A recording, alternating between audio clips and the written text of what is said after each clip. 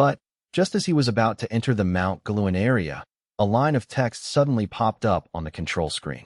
Ahead is a low-level zone. Your train's level is too high to enter. I'm screwed. Chen Meng's mouth twitched. He felt like he had just glitched himself into a system bug. The heaven-reaching tower was a one-way street. You could only exit, not enter. He had absolutely no way back. To return, his only option was to head to the secret factory in the ice and snow world, and from there, enter the train tunnel. But the problem was, because his level was too high, he couldn't enter the Mount Galuan area, let alone reach the ice and snow world. In other words, he was stuck in the Chaha Plains. After a long while, Chen Meng sighed softly, lit a cigarette, and leaned back in his chair, deep in thought. Thinking it over and over, it seemed there was only one way left. The train tunnel couldn't be detected in the Chaha Plains, but he knew for a fact there was a tunnel beneath the heaven-reaching tower. As long as he drilled straight down and created a new hole in the tunnel shell, he could get back inside. But the problem was, for some reason, there were no underground trains in Crisis Valley. But the Chaha Plains were different. There were tons of trains mining underground.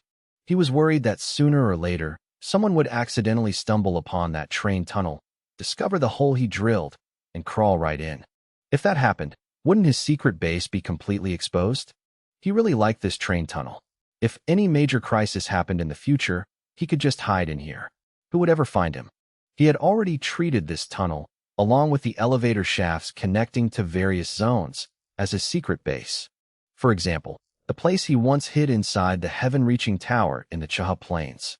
Let alone level 12 monsters. Even level 20 monsters could forget about finding him. What's there to be afraid of? Whatever. Besides this, there's no other way. With such a tiny probability, he didn't believe anyone would be bored enough to mine 30,000 meters deep. Normal minerals were at most 10,000 meters deep. Any deeper, and there was basically nothing left. The Star Voyager had barely touched the edge of Mount Galuan before it immediately turned around, heading back toward the heaven-reaching tower. Upon seeing the heaven-reaching tower, Chen Meng immediately switched to drilling mode, boring straight into the earth. He really didn't want to run into those two again. It was too embarrassing. Plus, last time he said he'd have a welcome gift the next time they met. If he ran into them now, was he supposed to give it or not? Very quickly, he found the train tunnel located 30,000 meters beneath the heaven-reaching tower. The radar didn't show it at all. He had to feel his way around. Fortunately, it was right beneath the heaven-reaching tower, so it wasn't too hard to find. After drilling another hole in the outer shell of the train tunnel, the Star Voyager continued moving forward inside. Today, he had to see clearly what exactly lay at the end of this place. Inside the train cabin, Chen Meng called Daba and Mengda over. He looked at Mengda with a somewhat complicated expression and asked, "Who came up with that rule of yours? The rule that you can only use a maximum of 1/3 of a train's iron or to buy Murphy stones. I didn't set that for you. I came up with it myself," Mengda replied in a gruff voice. "If a train runs out of iron ore, it'll be eliminated very quickly.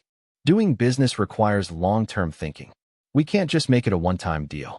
Only if the train continues to develop will they have stronger purchasing power next time." But, Chen Meng frowned. Why were there trains that traded twice? There are. They're face-blind to goblins. All right, Chen Meng sighed softly, then said sternly, "From now on, try to trade with high-level trains." To them, missing a few 100,000 units of iron ore is nothing. But for those level 4 trains, forget it. If they're short 100,000 iron ore, they might actually die. Understood. All right, go get some rest.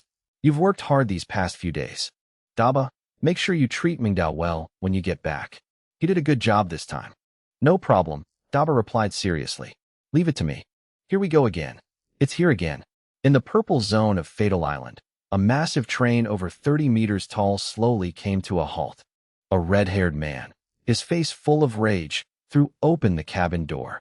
The jetpack on his back shot out 2 streams of pale blue fire, lifting him into the air before he landed on the ground. The moment his feet touched the dirt, he pointed straight at the black-cloaked black market merchant in front of him and roared. "You've scammed me twice already. Damn it, what are you trying to do? Are you planning to scam me a 3rd time? Can't you find someone else to scam? What's the big idea targeting me? Do I look like an easy mark to you?" Believe it or not, if it weren't for the rule against attacking you, I would have crushed you into a biscuit by now. Get lost. I'm not buying anything. Get as far away as possible. Wait a minute. A calculating gleam suddenly flashed in the red-haired man's eyes, and he chuckled slyly. You stand right here and wait. I'm not trading, but I'll call a friend to trade with you. Just wait a sec. He immediately rushed back to the cabin and contacted his sworn enemy. Not long after, a thick-armored, bright pink train came roaring over from the distance with a deafening rumble. When the train stopped, a small elevator lowered to the ground. The elevator doors opened, and a burly, bearded man led a group of lackeys out, eyeing the red-haired man suspiciously. Only then did he approach the black market merchant to attempt a trade. I've got some legacy points here. 10 minutes later, the burly, bearded man looked at the red-haired man with immense satisfaction and laughed heartily. Good job, brother.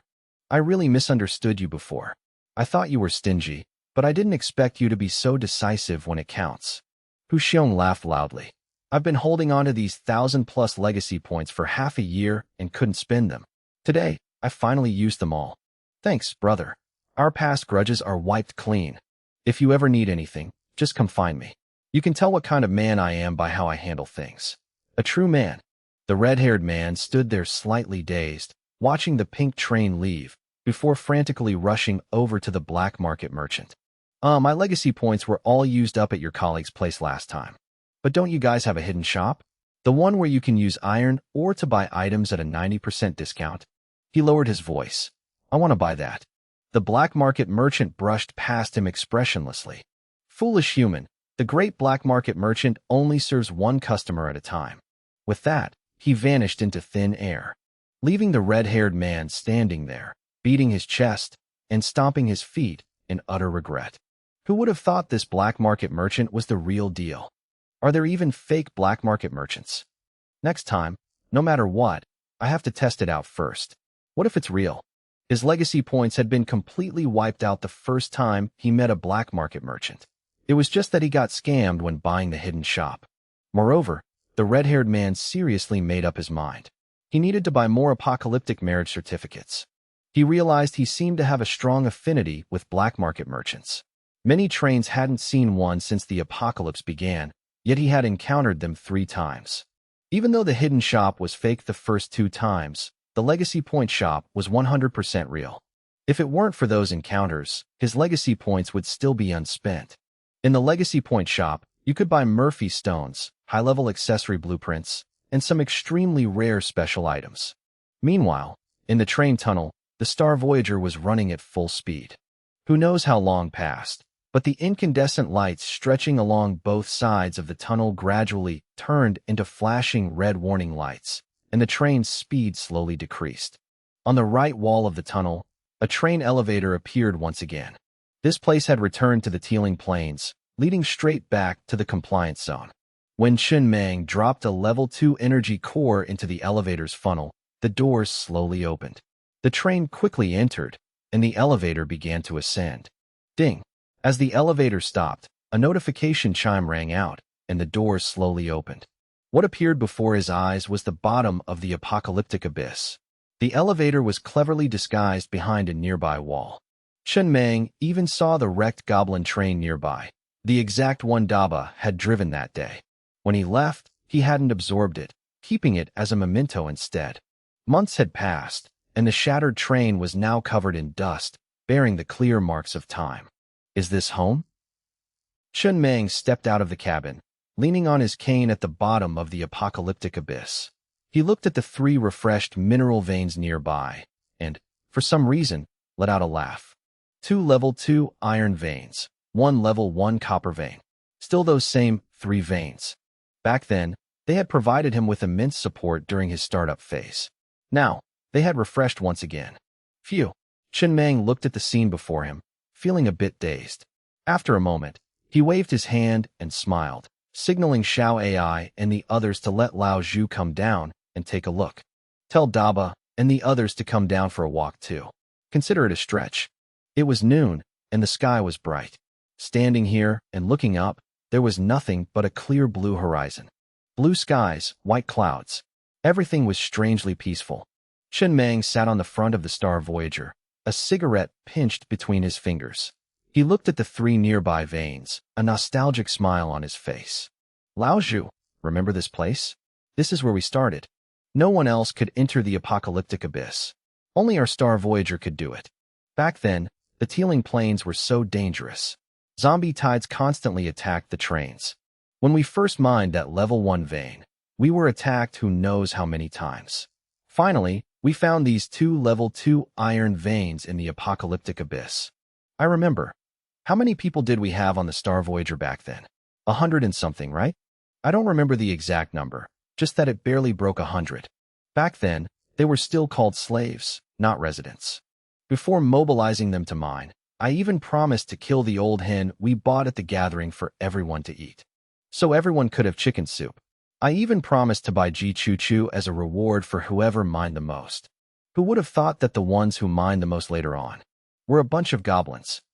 Yeah, Lao Zhu sat beside him, sighing emotionally. Even back then, I firmly believed the Star Voyager would sooner or later become the strongest train in the apocalypse. It's only been a few months, and it's already a level 10 train. Many of the conductors we met at the gathering back then are probably dead by now. Boss Mang, you're usually very busy, so we don't get to talk much. But honestly, ever since our days in Boss Kuin's slave cabin, I knew you were destined for greatness.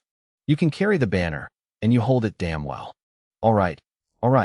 Chen Meng waved his hand with a laugh. Let's drop it. I can't handle all this praise. Is that old hen we bought back in the Iron Ridge wasteland still alive? Still kicking. We didn't kill it back then. We made pork stew with glass noodles for everyone instead. Slaughter it today. Call up the original crew from back then. Let's all share a bowl of chicken soup. I'll go make the arrangements. In plantation cabin number 15, Uncle Lee looked at old Zhu with a bitter expression. Do we really have to kill that old hen? Can't we swap it for another one? She's been laying eggs like crazy lately. It'd be a damn shame to kill her. Old Zhu gave Uncle Lee a weird look. I put you in charge of farming, and you actually caught feelings for the livestock? It's just that, Conductor Zhu, this old hen has been laying nonstop. Besides, for chicken soup, any chicken tastes the same, right? Fine, just get it done quickly. After speaking, old Zhu finally noticed 2 zombies stacked inside another freezer. He frowned slightly. What are these 2 doing? Farming. Old Zhu stared deadpan at Uncle Lee. I told you to manage the plantation. Who told you to farm zombies? If a zombie gives birth, what are you gonna do? Make soup or barbecue it? And since when do zombies even have reproductive functions? Conductor Zhu, the young man standing behind Uncle Lee, hurriedly explained. This is Uncle Lee's new research. Lately, he's been paying out of pocket to buy red core seeds. He's poured all his daily planetary tickets into this, feeding them to the zombies. Uncle Lee is trying to create something called a zombie spawner. If the experiment succeeds, it'll be a massive breakthrough. We'll have an endless supply of zombies on the train. We can just kill them for loot drops, or even use them for our own purposes, like strapping weapons onto them to create a tyrant zombie.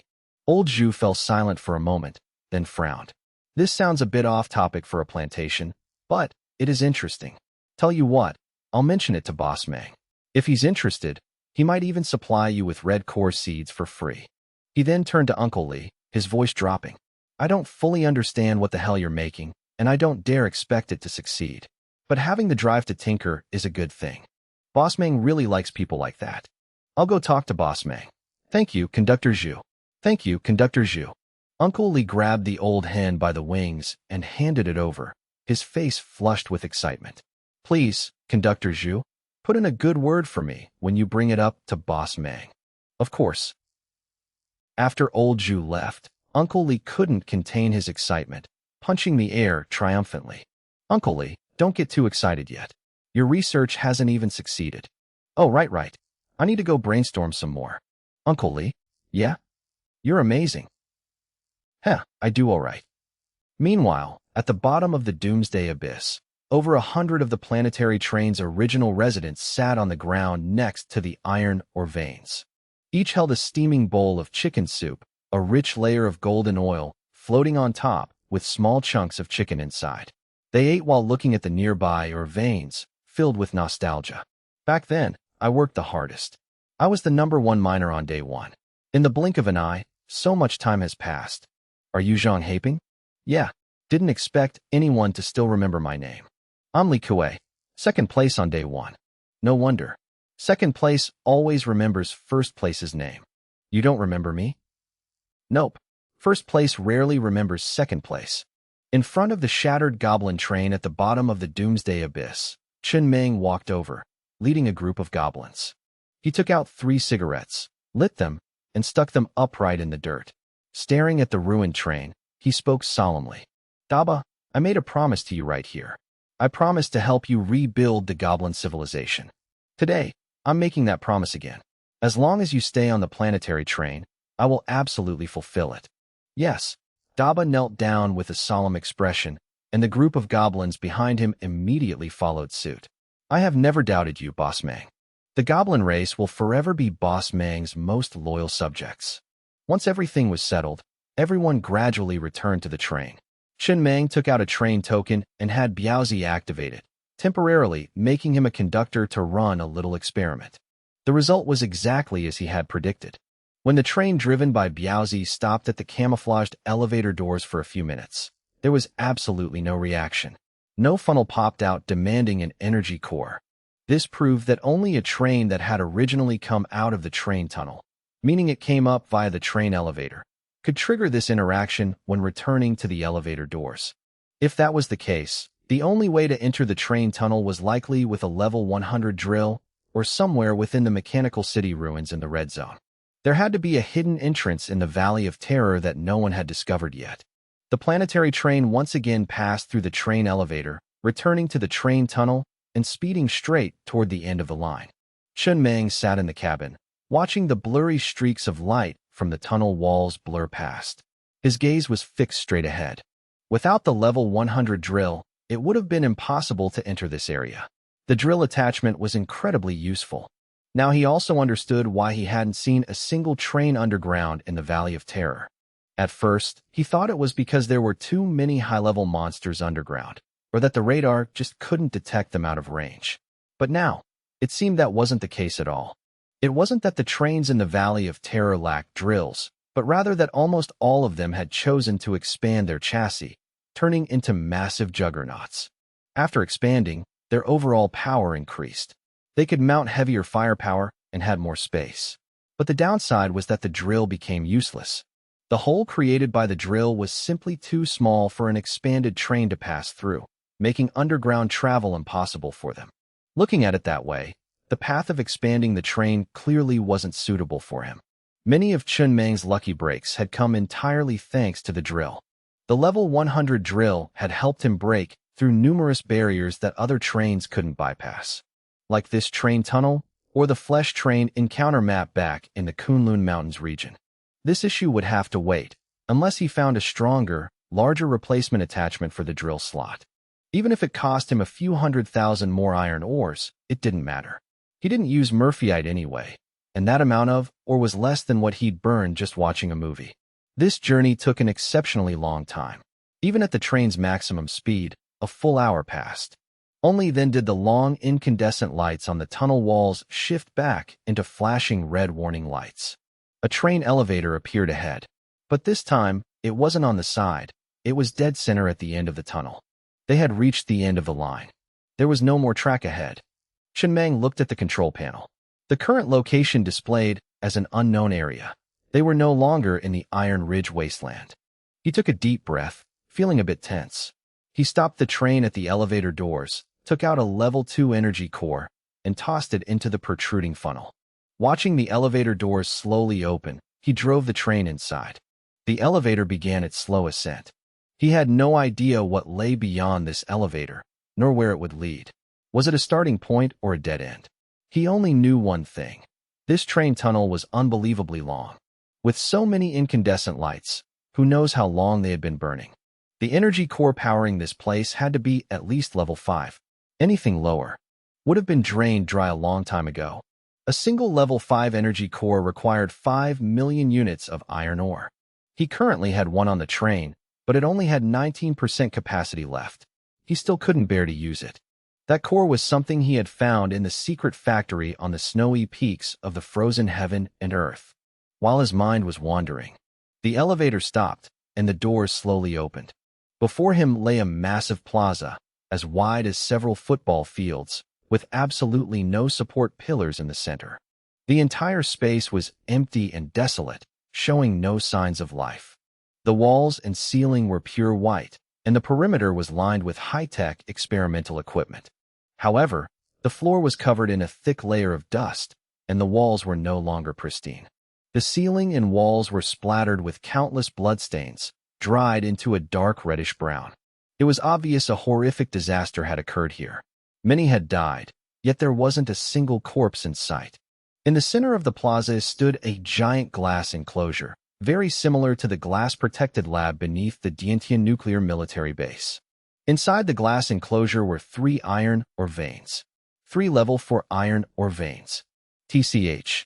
Chun Meng narrowed his eyes, scanning the information popping up on the resource radar.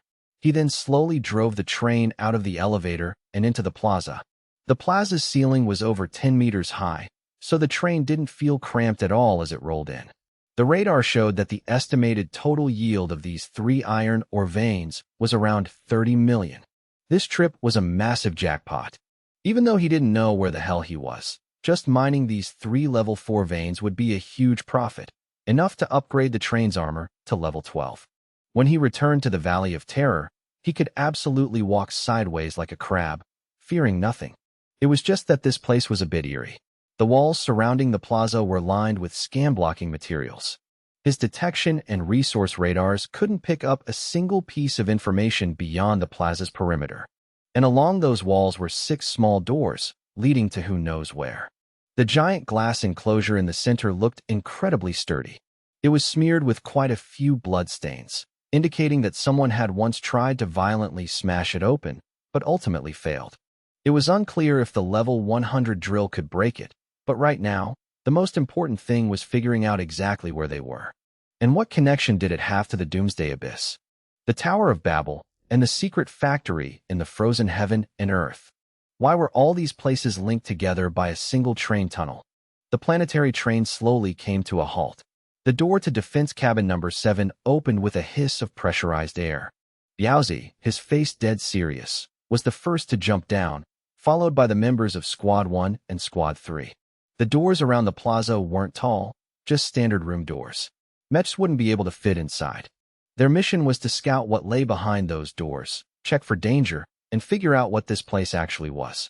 Xiao AI, Chun Meng sat calmly in the control cabin, tilting his head to watch Biaozi and the others quickly assembling outside the train. He spoke thoughtfully. If you let your imagination run wild, what do you think this place is? It looks like an experimental facility. But do you know what comes to mind when I let my imagination run wild? What? I think of the 6 doors. What are the 6 doors? It's roughly like a secret police agency within a national government. Oh, that's a rather obscure association. I will try to learn from it. Chun Meng didn't say anything else. In his heart, he had already vaguely guessed it. This place was very likely a secret agency, just like the 6 doors.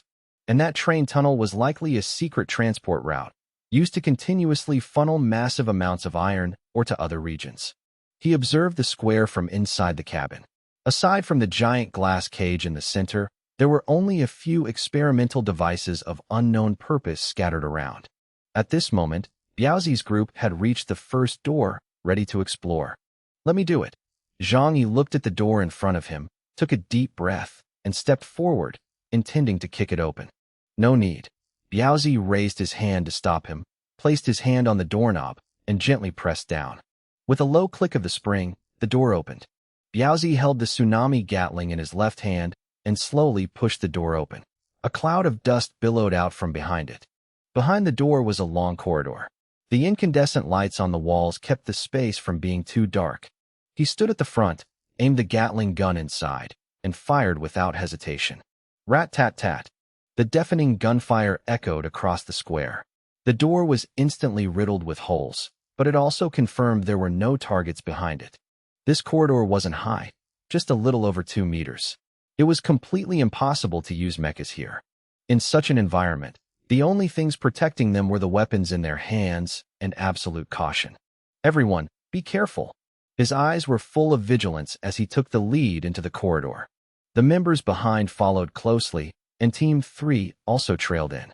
Inside the square, 60 armed robots, operating under Xiao AI's control, were currently studying the equipment. This place was extremely bizarre. When Biaozi and his teammates entered the corridor, even their iris chip communication was cut off. Similarly, when the robots entered that corridor, they immediately lost connection and control, turning into useless blocks of iron. Soon, Xiao AI's voice echoed in the cabin. Yeah, I just found the original AI database from that machine. Surprisingly, it wasn't encrypted at all. I'm absorbing all the data now. A moment later, absorption complete. This place is indeed an experimental base. It's called Eternal Night. Eternal Night? Chen Meng frowned slightly. The name itself sounded weird. Moreover, he currently had no idea what area he was in. The control screen displayed everything as an unknown region. At this time, Xiao AI entered the cabin, and the sound source switched to the speaker on the robot's throat. The database clearly records the origin of the mineral veins. Iron veins, copper veins, and other types of mineral veins are actually not ordinary metals, but the energy core of a planet. When the energy core leaks out and condenses, it forms mineral veins. Take iron veins, for example. To make it easier for the trainmaster to understand, imagine it like extracting human blood essence and condensing it. Each planet can possess many different types of energy cores. The mineral veins formed after each type of core leaks out are also different, and their distribution ratios vary. For example, the condensation of energy 01 forms iron veins, energy 02 forms copper veins, energy 03 forms crimson heartstone veins, and so on. Xiao AI paused for a moment to let Chen Meng digest the information before continuing. Not every planet has an energy core. Some planets don't have any energy cores at all. And for any planet that does have an energy core, energy 01 basically accounts for the highest proportion. It's also not impossible for a planet to completely lack energy 01 and other cores, only possessing the energy 02 core. In that case, all the mineral veins formed by the leaking and condensing of the energy core would turn into copper veins. A giant copper planet. However, the core of a planet is equivalent to human blood essence. It's extremely important, maintaining the lifespan and potential of the entire planet in the universe. It's very difficult for it to leak out. But the mechanical civilization has a special method. They have an extremely unique type of syringe that is fired at ultra-high speeds deep underground. It causes the energy core deep within the planet to boil and rapidly leak to the surface. These leaked energy cores then condense, forming various types of mineral veins. Xiao AI stopped speaking at this point. Chen Meng remained silent, quietly digesting the massive amount of information he had just received from the experimental base's chip. After a while, he slowly spoke. So, can that syringe be understood as being equivalent to hormones? Like when a person secretes too many hormones, causing acne to break out on their face. Those mineral veins are just the pimples growing on this aqua-blue planet. And the periodic refreshing of the mineral veins is like pimples on a person's face. You pop them, and after a while, they grow back. As for the iron veins deep underground, they're the pimples that haven't surfaced yet, lacking the pushing force to break through. A perfect explanation. Xiao AI nodded seriously. That is exactly the case. Chen Meng looked up at Xiao AI, stayed silent for a moment, and then said, "Do you really have to use this method to show you're serious?" Two small screens appeared on Xiao AI's cheeks. The left one read Say, and the right one read Rias. "I'm sorry, Trainmaster." The screens now displayed the word sorry. "I really want to express emotions, but the current robot structure isn't enough to create rich human-like expressions, so I chose this intuitive method. If the Trainmaster doesn't like it, I can remove it. No need. Just leave it." Chen Meng waved his hand, then frowned and continued. "But if the energy core is the foundation of a planet, then doing that would definitely cause severe damage, right?" "Yes. A planet injected with this drug will gradually become a dead star within 5 years. For example, gravity and the magnetic field will disappear, causing the entire atmosphere to escape into space. The planet will have to directly endure the love from its host star. If you add a little seasoning, It could be considered a roasted ballot egg. According to the data, it is very difficult for humans to survive in such an environment.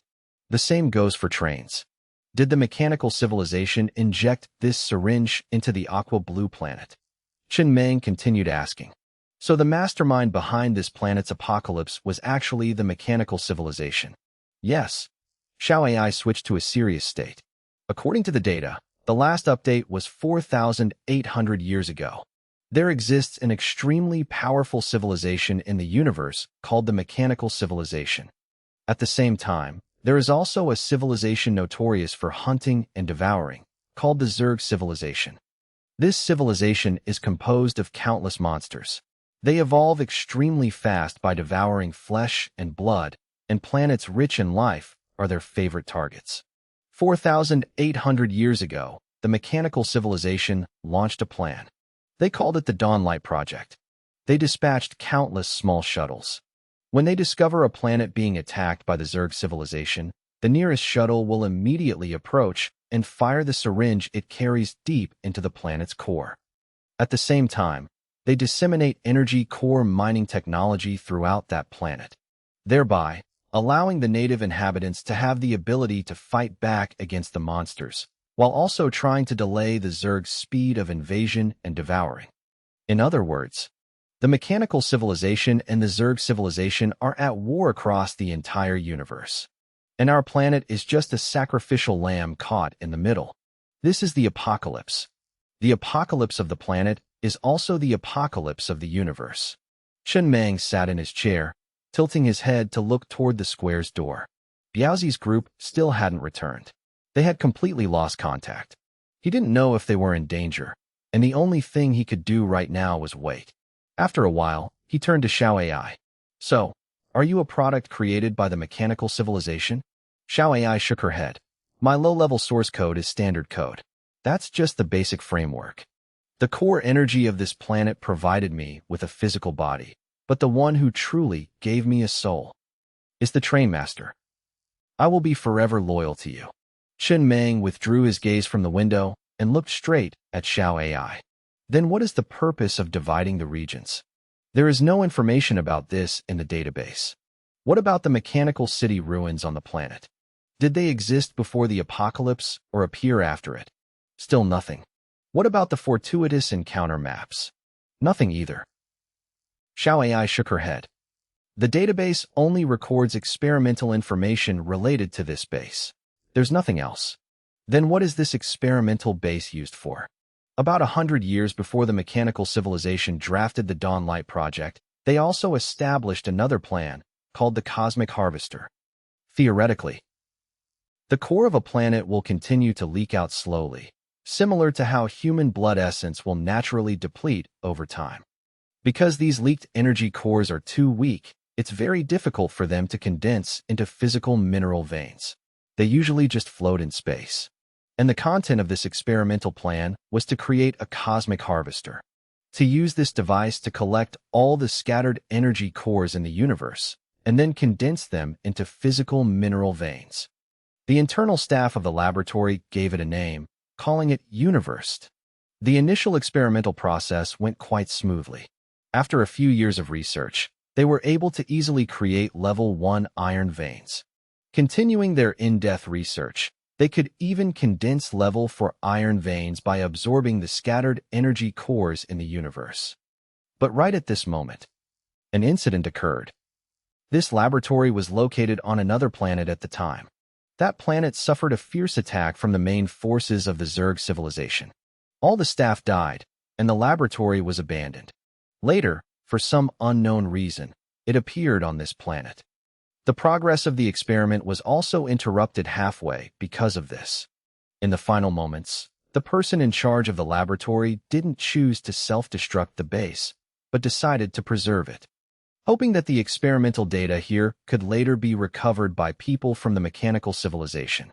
But clearly, that recovery never happened, because this chip ultimately fell into our hands. At the same time, this laboratory was secretly conducting many other projects. For example, the mechanical zombie king in the Heavenly Pole ice and snow region. Yeah, Xiao AI paused for a moment before continuing. It's a pity that if the mechanical civilization's research back then could have been completed smoothly, this cosmic harvester would have been made into a mass-produced product, forming a standard blueprint and becoming an accessory that could be installed on every train. If we had this accessory, the train's resource gathering speed would increase to an extremely significant level. Can we take this device with us? Shin-Mang narrowed his eyes slightly. He understood the entire logical sequence, but what he cared about most was whether this thing could be taken away. To him, this device was no different from the sunflower in the Plants vs. Zombies game, a machine that could continuously produce resources without consuming energy. Theoretically, it's possible. The 60 robots in the square were still busy working. Xiao AI scratched her head and said, "But right now, I still haven't found where that device is located." The glass ring the trainmaster saw is just the final step, used to condense the energy cores absorbed from the universe into physical matter, like a greenhouse.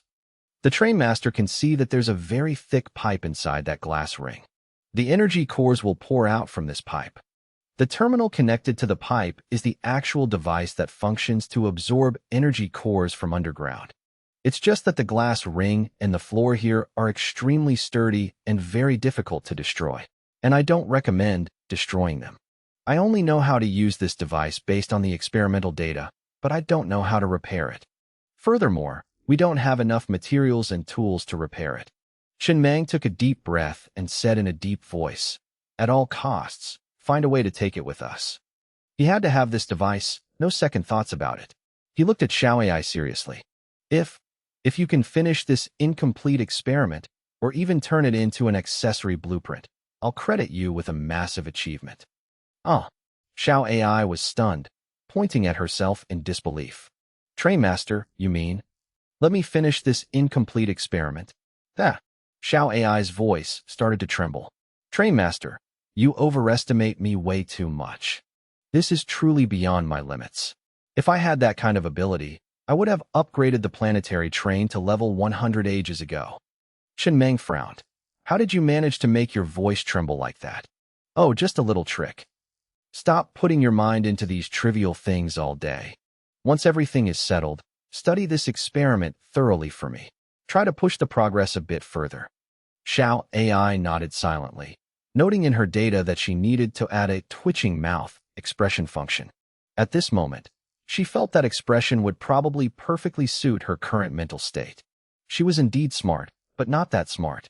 This feeling was like an elementary school student topping the class with a perfect score, happily showing off to her dad, and then being assigned a new task. Next semester, she had to upgrade the level of human civilization from 0.8 to 5.0.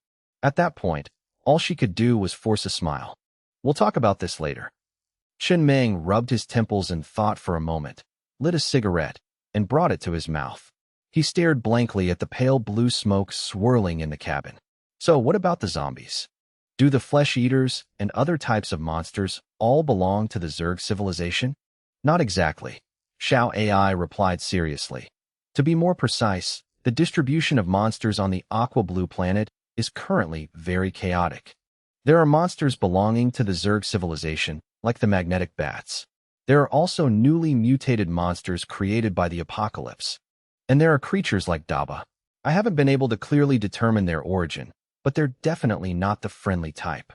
As for the zombies, fundamentally, they are not monsters of the Zerg civilization. Rather, they are the physical manifestation of the aqua-blue planet's wrath. The physical manifestation of its wrath. Yes. According to the records in the database, although a planet doesn't have its own consciousness, it still has instincts. That is, to protect its energy core. With its core leaking rapidly under the effects of the mechanical civilization's injection and constantly being mined and plundered, the planet will also get angry. Therefore, a portion of the leaked energy core will manifest into zombies. Their specific forms are usually based on the native creatures of this planet. These zombies, driven by instinct, will go out and destroy the trains mining the minerals. In the eyes of the zombies, those trains are all bandits. It's equivalent to you walking normally down the street, and suddenly some bastard runs up to you and stabs a needle right into a pimple on your face. So, theoretically, These zombies can also be converted into mineral veins, because they themselves are composed of energy cores. But that's only in theory. Implementing it in practice is extremely difficult. The database only notes that someone once proposed this idea, but it was quickly rejected. Not only because it was too hard to research, but also because it was meaningless. After all, for a civilization, even if they condensed all the zombies into mineral veins, the yield wouldn't amount to much. What's worth mentioning is, the researcher who proposed that idea later resigned. And these zombies don't just attack trains, they also attack other monsters. You could say they open fire on all fronts. They see everyone as an enemy. So that's how it is. Chen Mang seemed to understand something and nodded slightly. The cigarette in his hand had burned out without him noticing. He flicked the cigarette butt into the coke can beside him and remained silent, saying no more. Previously, he had always thought that zombies were like Daba, belonging to a defeated civilization, their souls wiped clean, leaving only their physical bodies. Thinking about it now, he finally understood why a zombie tide always came to cause trouble whenever they mined minerals. If they could open their mouths to speak, he feared they wouldn't just cause trouble, but would curse right in his face. Then what about that level 11 ancient giant zombie king I encountered in the zombie basin? Oh, that's an old senior from another planet. Xiao AI nodded in satisfaction. Currently, the zombies on the Aqua Blue planet are divided into multiple factions. Broadly speaking, they include the physical manifestation of this planet's wrath, the old seniors left over from destroyed planets. And there's also a portion of zombies belonging to the Zerg civilization. Chen Mang's mouth twitched slightly. He felt his headache worsening. Looking at it this way, this planet was truly chaotic to the extreme right now. Too many factions overlapping, killing each other. It would be a miracle if it wasn't the apocalypse. Everywhere was the apocalypse. If it weren't for the train, he would have died long ago. Transmigrating to this world was inherently a dead-end game for him. This world had no flashy battle chi or magic. There were only trains developed to the extreme and a pure, ruthless brutality. Right at this moment, Biaozi's group returned. Boss Meng. Biaozi ran straight to the side of the cabin, reporting with a serious expression, "Behind that door, everything leads to the same corridor. Below the corridor is an experimental base. We've cleared all the rooms and haven't found any monsters. The entire base is completely empty. There's an elevator that can leave this base, but it's not a train elevator. It's a single elevator that requires inserting a level 1 energy stone. I didn't dare risk going in, so I came back to report first. The whole base has 3 floors. This place is the 3rd floor, which is also the top floor. The 2nd floor houses a lot of equipment, and the 1st floor is the staff dormitory." Chen Meng nodded, saying thoughtfully, "Don't worry about that single elevator for now. First, coordinate with Xiao AI and move all the equipment on the 2nd floor onto the train. This is the most important task. There must be no mistakes."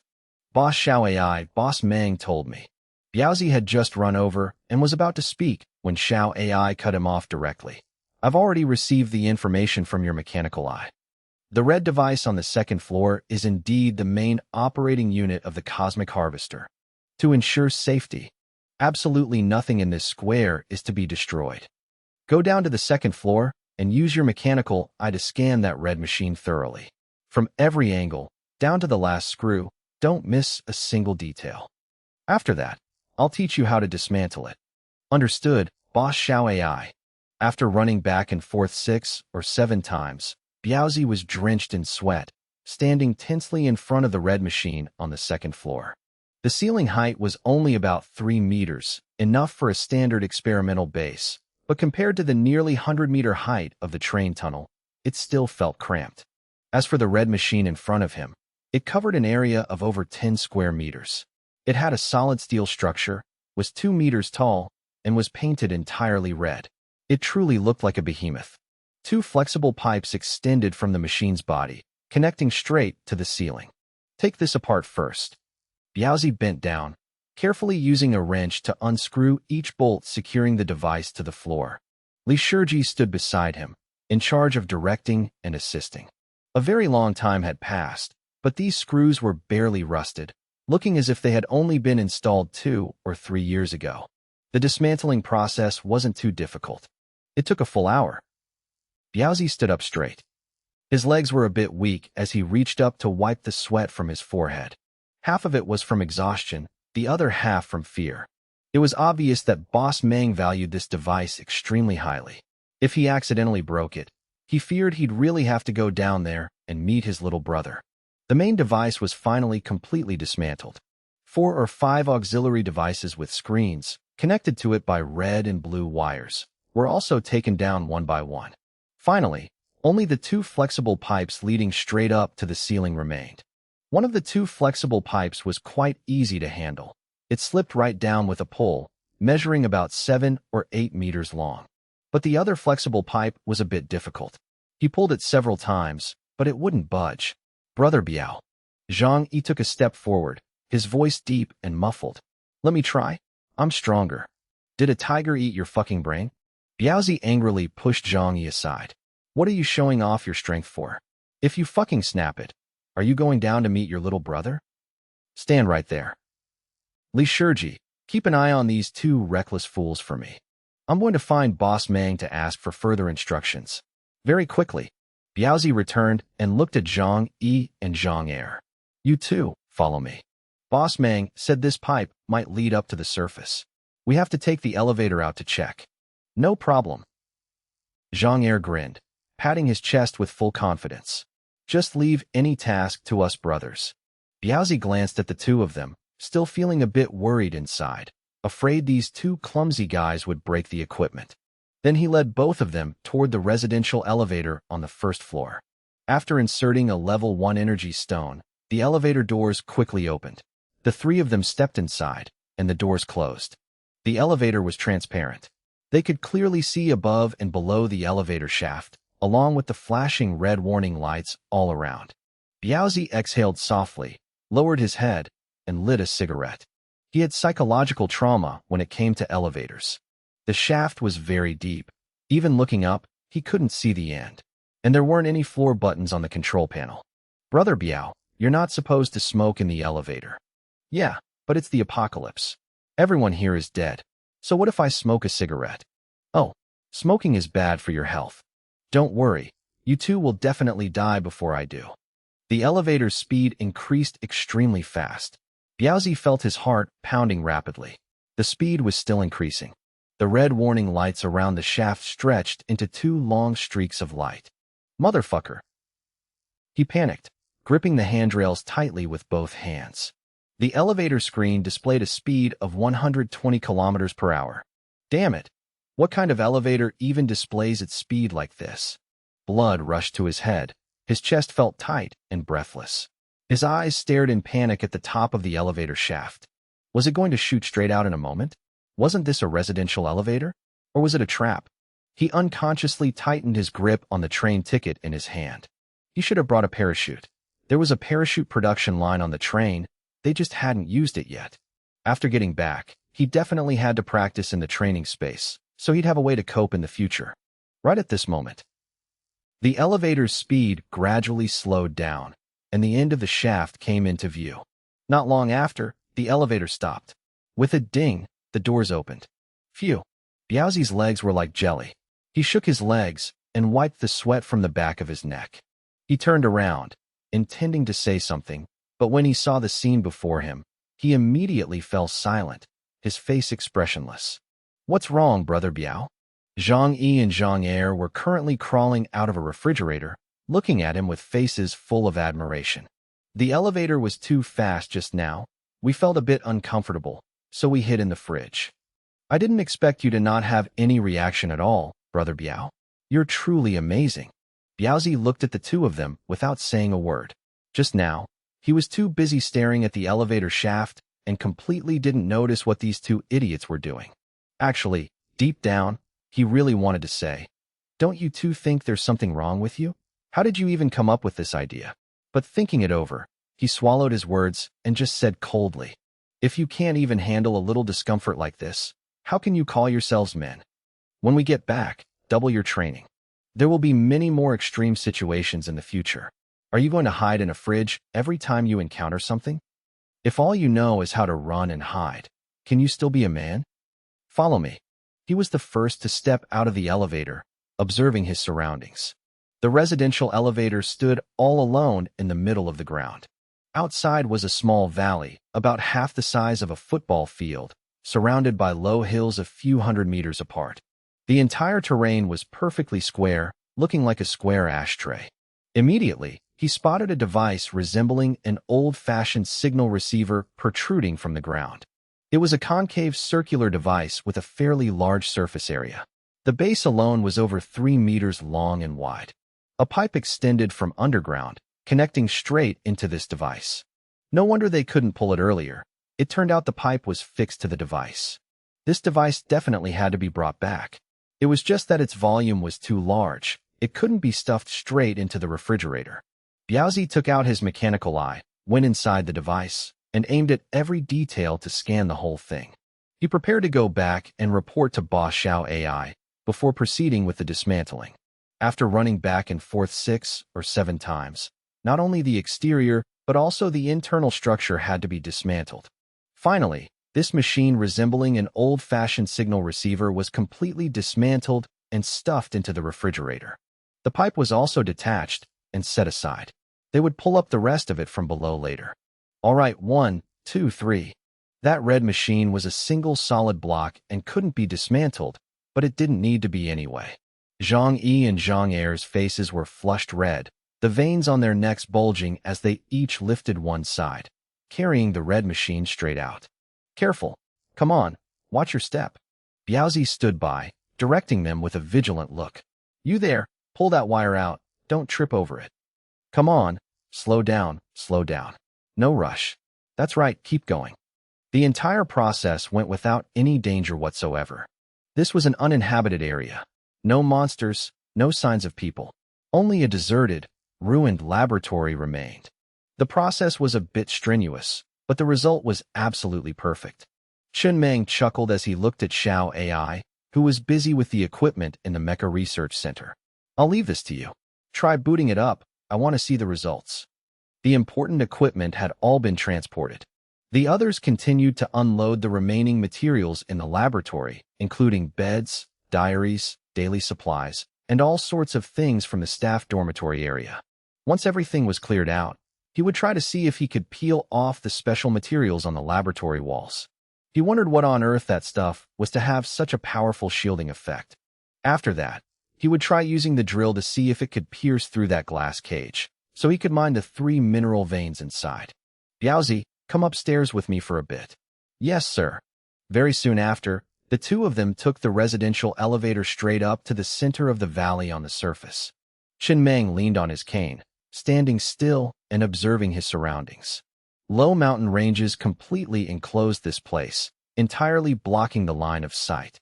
It was unclear what region this actually belonged to, though the train's radio only displayed 4 words, unknown region. He roughly understood where he was. After the apocalypse, the entire planet had been divided into countless regions. But there were always unrecorded hidden corners, places that didn't belong to any region, and those were the unknown regions. Chen Meng smiled faintly as he looked around. By now, he understood very well what the apocalypse was, and he also clearly understood how chaotic this planet was. But none of that mattered. As long as his train was strong enough, no matter what this planet turned into, he could still survive. Even if he had to die one day, he had to live brilliantly enough before dying, creating some earth-shattering events, so as not to let down this short but fierce human life. Let's go back. Boss Meng. Biaozi stood behind him, originally waiting for Boss Meng to share some heartfelt words. He had even prepared a few lines in his head, but before he could even open his mouth, they had to go back. Did he call him up here just to stand and look at the scenery? Boss Meng, be careful. Biaozi reacted very quickly, reaching out to block the elevator doors. I'll go load the energy stone. You go in first. There's a fridge on the side. It'll be more comfortable standing in there. Otherwise, when it drops too fast, you'll feel a very strong sense of weightlessness. An hour later, the laboratory had been completely cleared out. Chen Meng controlled the train. The level 100 drill bit spun at high speed, boring straight into the glass cage. In just a moment, it drilled a large hole. Immediately after, groups of residents grabbed their pickaxes and jumped down, crawling through the hole into the glass cage to start mining. The glass cage was very spacious, but at most, it could only hold about 1,000 residents mining at the same time. Currently, the train was in a situation with too many people and too few ores. If they didn't hurry up and mine, there wouldn't even be room to stand. These 3 level 4 iron veins had an estimated total yield of up to 30 million units of iron ore, an absolutely massive number. But since it was level 4 ore anyway, 1 unit was equivalent to 1,000 units of level 1 ore. The mining speed was much faster, not slow at all. TSK. Chen Meng sat in the control cabin, looking at the scene outside, grinning from ear to ear. One swing of the pickaxe yielded dozens of units of iron ore. 3 level 4 iron veins. Not bad at all. If only there were a few more fortuitous encounters like this, how great would that be? He didn't find any energy stones in the laboratory, which proved that the energy center maintaining the entire tunnel and lighting system wasn't located here. It was very likely somewhere else. The residents were divided into groups. Each group mined for 10 hours before swapping out. About 26 hours later, after mining continuously for 26 hours, the 3 level 4 iron veins had been completely mined out. A total of 30 million units of iron ore, all put into storage. Chen Meng looked at the resource panel on the train's control screen. 40.21 million units of iron ore, 2.19 million units of copper ore, 2.47 million units of wood, 4.48 million units of crimson heartstone. He had never been this rich. Never. The fortuitous encounter in the train tunnel this time, plus the manta or he had swindled, directly pushed the train's reserves to a terrifying number. Today is a good day, a really good day. The planetary train, loaded with treasure, once again entered the tunnel, following it as they prepared to return to the blue region, the Valley of Crisis. Sitting in the control cabin, Chen Meng couldn't help but hum a song. The corners of his mouth curled up uncontrollably, his smile almost reaching his ears. It was pure joy, unhidden and unsuppressed. He wasn't the type of person to easily show his emotions on the outside. He always thought he could control the extreme fluctuations in his heart. As long as he didn't want to show it, he absolutely wouldn't let his emotions slip. But at this moment, he discovered a truth. Once a person unexpectedly receives a windfall, it's fundamentally impossible to control oneself. When we get back, I'm going to offer 3 more sticks of incense to the heavens. Craft the 3 best cigars. Then have a truly extravagant meal. Tell old Lee over there to find a few cows, sheep, pigs, or whatever, slaughter them, and let everyone have a feast to their heart's content. Trainmaster, Xiao AI said sluggishly. The train doesn't just have over 100 people like before. There are over 5,000 people now. With so many people, even if you slaughter a few cows and sheep, each person won't get much. Besides, according to the trainmaster's plan, isn't that the livestock carriage? If you kill them all, what will be left to breed? That's true. Chen Meng nodded, showing deep agreement, then chuckled and said, but when there's a happy occasion, we have to celebrate. Launch a poll on the Irish chips of all the residents. Tell them I'm happy today and want to celebrate. Ask them how they want to celebrate. Do they want to watch another movie? Or wait until I finish upgrading the level 12 mecha, then go into the city ruins to scavenge some daily supplies and treat everyone to a lavish meal? Understood. In the residential carriage, Lao Zhu was talking to a resident when he tilted his head to look at a rather handsome young man sitting by a laptop. He said casually, "What's up? Speak." This young man was in charge of writing novels on the train, serving as a form of entertainment for the residents. Well, the young man was a bit nervous. A few days ago, I went to take a shower and accidentally slipped and fell on my back. My whole body aches.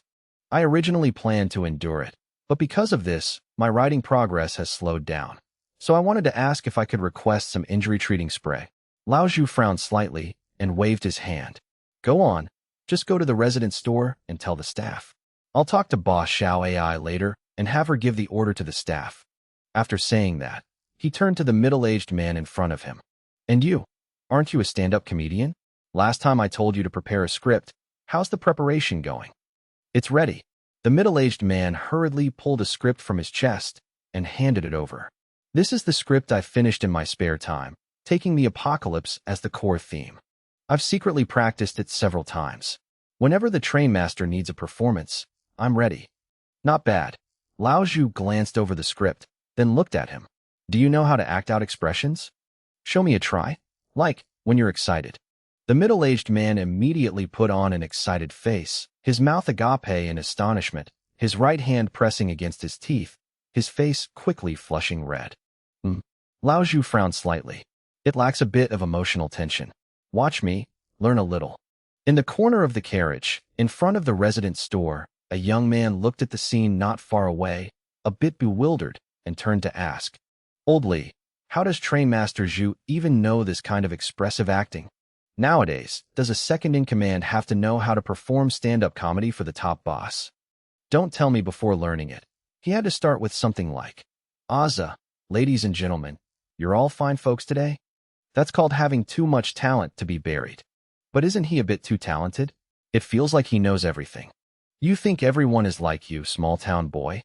Hey, Old Li, that's not right. The young man retorted. You know damn well I absolutely hate those words. I just make a little less money and live in a small county town. I don't deserve to be labeled like that. I used to live very happily. It's only because I got called that I started being unhappy. Old Li patted his shoulder, his voice softening. Don't take it to heart. I didn't mean to put you down. I've always felt that you actually have great initiative, and your goals are very firm. A lot of times, not making money isn't your fault. It's society's. Forget it. Society has already ended. Talking about that stuff is meaningless now. No matter what others say, in my heart, you've always been a bright, optimistic, and hard-working young man. Yeah, your compliments are too cringy. The stench of middle-aged and elderly decay is way too strong. On the other side, after old Zhu finished assigning tasks, Biaozi leaned in, winking and whispering. Did you just pick up these tricks over the last few days? Planning to put on a solo comedy show for Master Mang, huh? Old Zhu fell silent for a moment, his expression unchanged, before slowly saying, My mother is mentally disabled, and my father is deaf-mute. These two types of people often have very exaggerated expressions. Because communication is hard, they're afraid others won't read their emotions and good intentions, especially their smiles. Have you ever seen a deaf-mute person smile? They always smile very widely, combined with all sorts of hand gestures. Because they can't express themselves with words, they worry a lot that others won't feel their goodwill.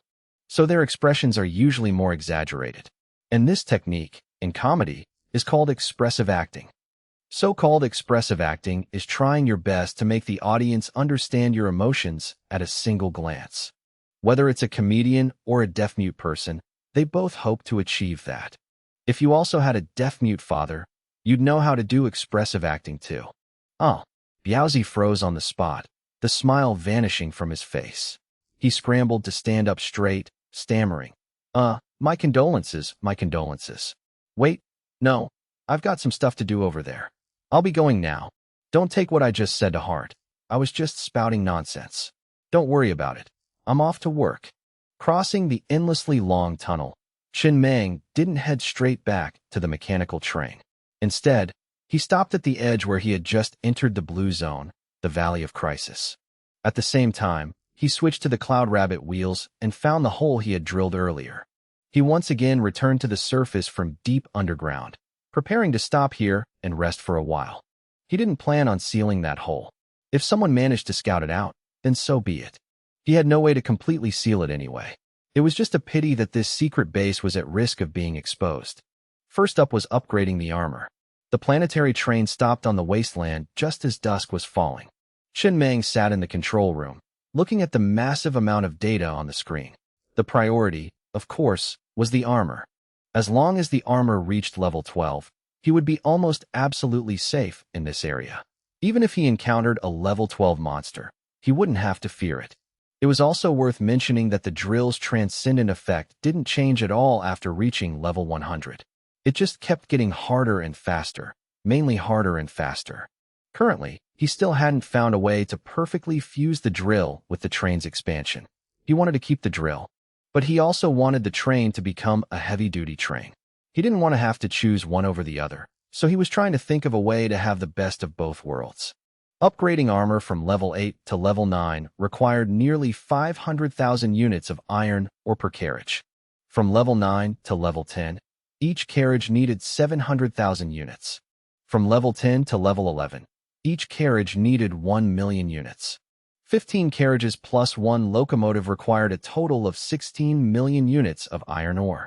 After having the consumption, it only needed 8 million. Spending 8 million units of iron ore, the planetary train's armor successfully reached level 11. There were still 32.21 million units of iron ore left in the inventory, barely a scratch. Without stopping, going from level 11 to level 12 armor required 1.5 million units per carriage, totaling 24 million. After halving, it was only 12 million. Spending another 12 million units of iron ore, the armor of all 15 carriages and the locomotive of the planetary train reached level 12. At this point, in the blue zone of the Valley of Crisis, there were hardly any monsters left that could damage the planetary train. At most, they could only damage a few external accessories like the heavy-duty magnets or the external speakers. It was a real pain. Every time there was a fight, these accessories would break. Then they had to be constantly repaired. The cost of repairing the external speakers alone was enough to craft several new ones. Fortunately, they were all low-level accessories, so the cost was negligible. After upgrading all the armor to level 12, there were still 20.21 million units of iron ore left. This amount was almost enough to upgrade to level 13 armor, but Chun Meng didn't continue. Level 12 armor was enough for now. There was no need for level 13 just yet. He shifted his gaze to the other accessories and pondered slightly. First, he'd upgrade all the white quality accessories to level 100. Whether they were useful or not, he just wanted to see the effects. Upgrading a white accessory from level 10 to 50 required about 125,000 units of iron ore, and from 50 to 100 took nearly 377,500 units. That was a total of 502,500 units per accessory. For him right now, this amount was nothing. He immediately began enhancing them. If you have money, you have to spend it. One day, he would upgrade all the accessories to level 9,999. Chun Meng wanted to create a fully decked-out version of the planetary train. The moldy bread production line, the steamed bun production line, the pure water purifier, the clothing production line, and the cola production line. These 5 main white-quality lifestyle accessories on the train had previously been upgraded to level 20. This time, he upgraded them all straight to level 100, even though the pure water purifier didn't gain any new transcendent effects after level 20. But because of a bit of OCD, he still pushed all 5 accessories to level 100 at the same time just to make it look pleasing to the eye. After spending 2 million units of iron ore, he immediately obtained 10 transcendent effects. Level 50 transcendent effect of the moldy bread production line, tastier. Level 100 transcendent effect of the moldy bread production line. Long-term consumption can effectively enhance physique. Level 50 transcendent effect of the steamed bun production line, tastier. Level 100 transcendent effect of the steamed bun production line. Long-term consumption can effectively enhance physique. Level 50 transcendent effect of the pure water purifier, none. Level 100 transcendent effect of the pure water purifier, none. Level 50 transcendent effect of the clothing production line.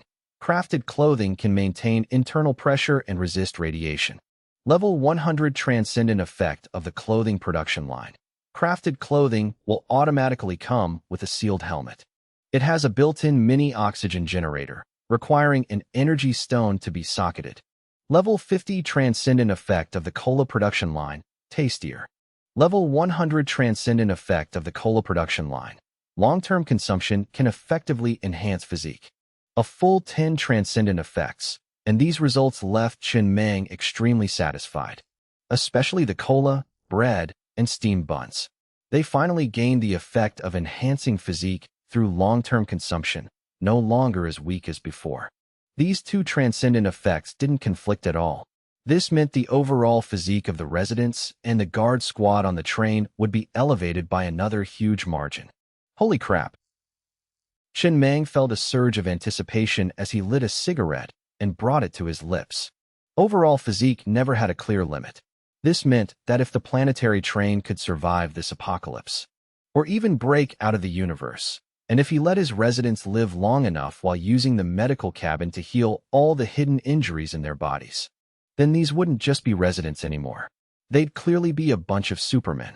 He had originally been waiting to see if there were any mechanical accessories that could speed up mining. Looking at it now, the path of development seemed much clearer. Either turn the survivors into supermen to mine, or have them bear the load of mechas. Whichever direction it took, he was thrilled, because these transcendent effects were just too practical, especially the clothing production line. If he kept upgrading it like this, it would be no different from a spacesuit. Maintaining pressure, resisting radiation, providing oxygen, stabilizing temperature. Damn it, it really was a spacesuit. And that wasn't all. This was the kind of spacesuit that automatically came with a Doraemon magic pocket. You could just casually pull out a tsunami Gatling gun or something. It was unbelievably perfect. The most important thing was that the price remained unchanged. If you didn't count the oxygen generation, a suit like this still only cost exactly 1 unit of wood. This train seemed completely incapable of distinguishing between high and low value. A spacesuit sold for 1 unit of wood, but a pound of melon seed sold for 100 units of iron ore. Could it be that in the mechanical civilization, melon seeds were a luxury item only nobles could eat? But he quickly understood. This price wasn't set by the mechanical civilization. It was simply that the core energy of 100 units of iron ore was only enough to create a pound of melon seeds. As for why that was, he had no idea. Maybe the aquamarine planet really didn't like melon seeds. Then he looked at the structural armed module, autocannon, on the control screen. This was an item brought out from the City of Light in Countermap. It required a level 8 train to use. Back then, he was still a level 7 train, so he couldn't use it. When he reached level 8, he didn't have spare iron ore. But now, things were different. Currently, there were a total of 10 level 10 Doomsday autocannons on the train. First, he'd upgrade them all to level 20. Upgrading one Doomsday autocannon from level 10 to level 20 required nearly 165,000 units of iron ore. After spending 1.65 million units, all 10 Doomsday autocannons reached level 20 and gained their corresponding transcendent effects. Level 20 Doomsday autocannon. Ammunition crafting consumption reduced by half. Phew. Chen Mang took a deep breath, paused his operations, and stepped out of the control room. He planted 6 cigars into the ground, then knelt down, looking up at the starry sky with reverence. Oh heavens, you've worked hard. This time, I'm offering 16 sticks of incense. You doing this really makes me feel embarrassed. I'm full, I'm truly full. I hope this is a blessing from the heavens, and not me trading away the rest of my life's luck for it. After saying that, he stood up, dusted himself off, and looked at the brilliant stars in the distance, unable to hold back a wide grin. There were too many good things happening today.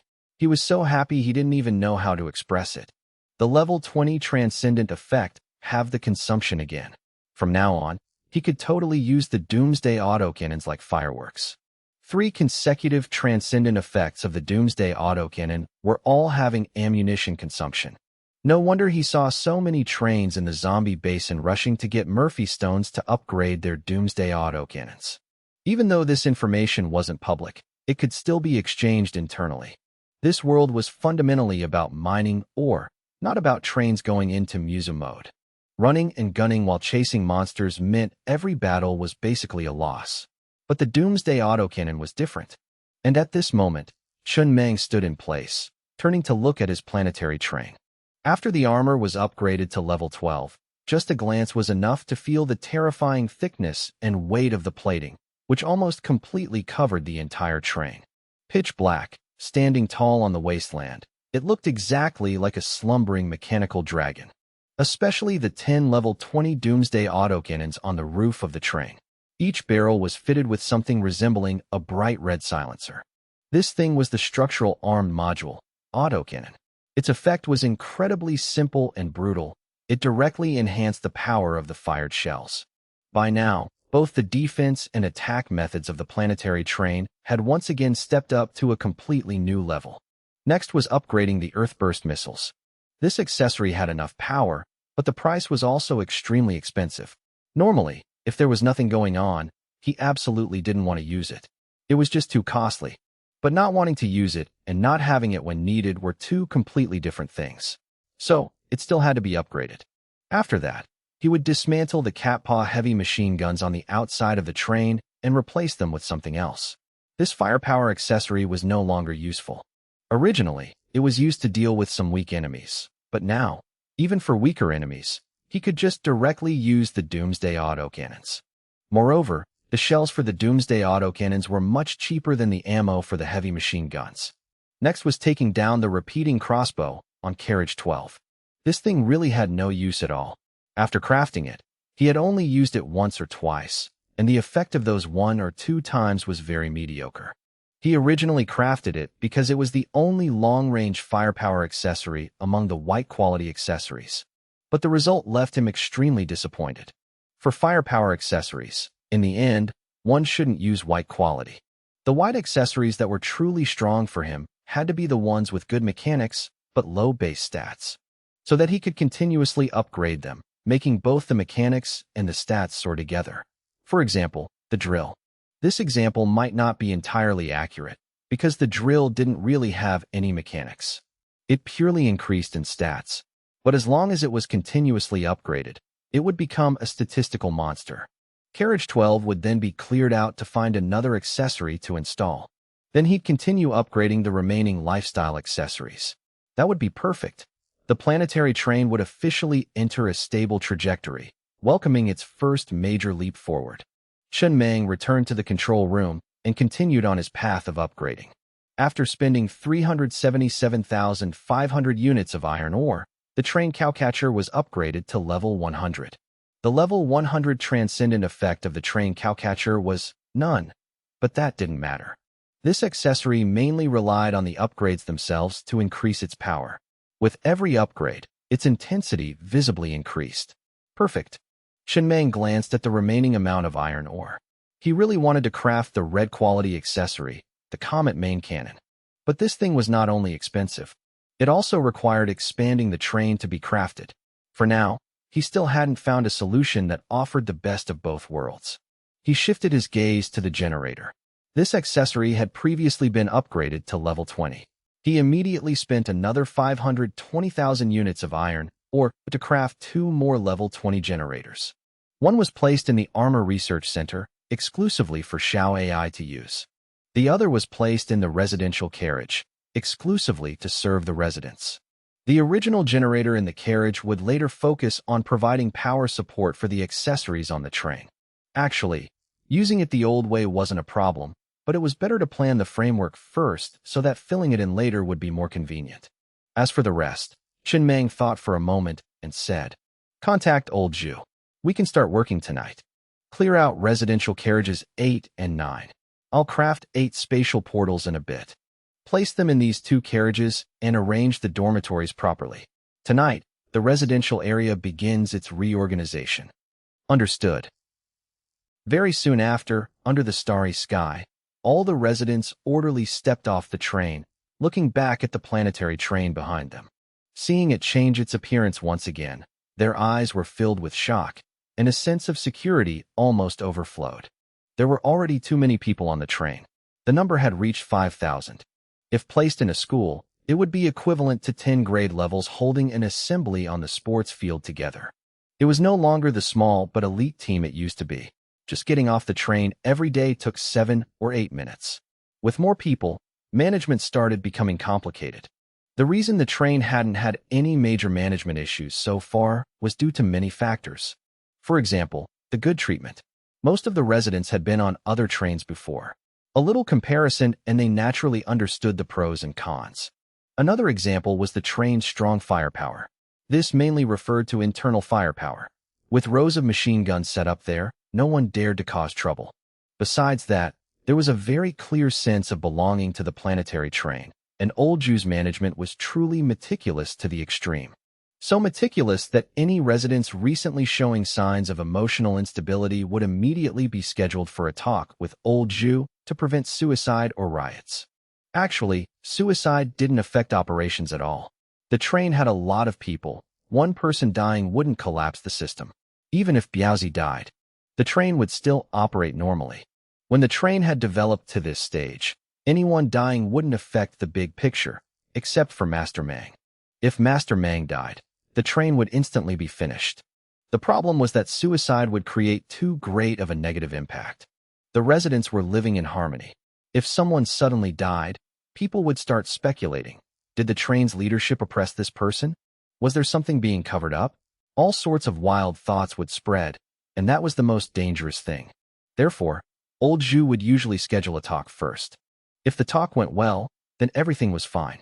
If it didn't go well, he'd just shoot them dead directly. You could be killed by someone else, but you absolutely could not commit suicide.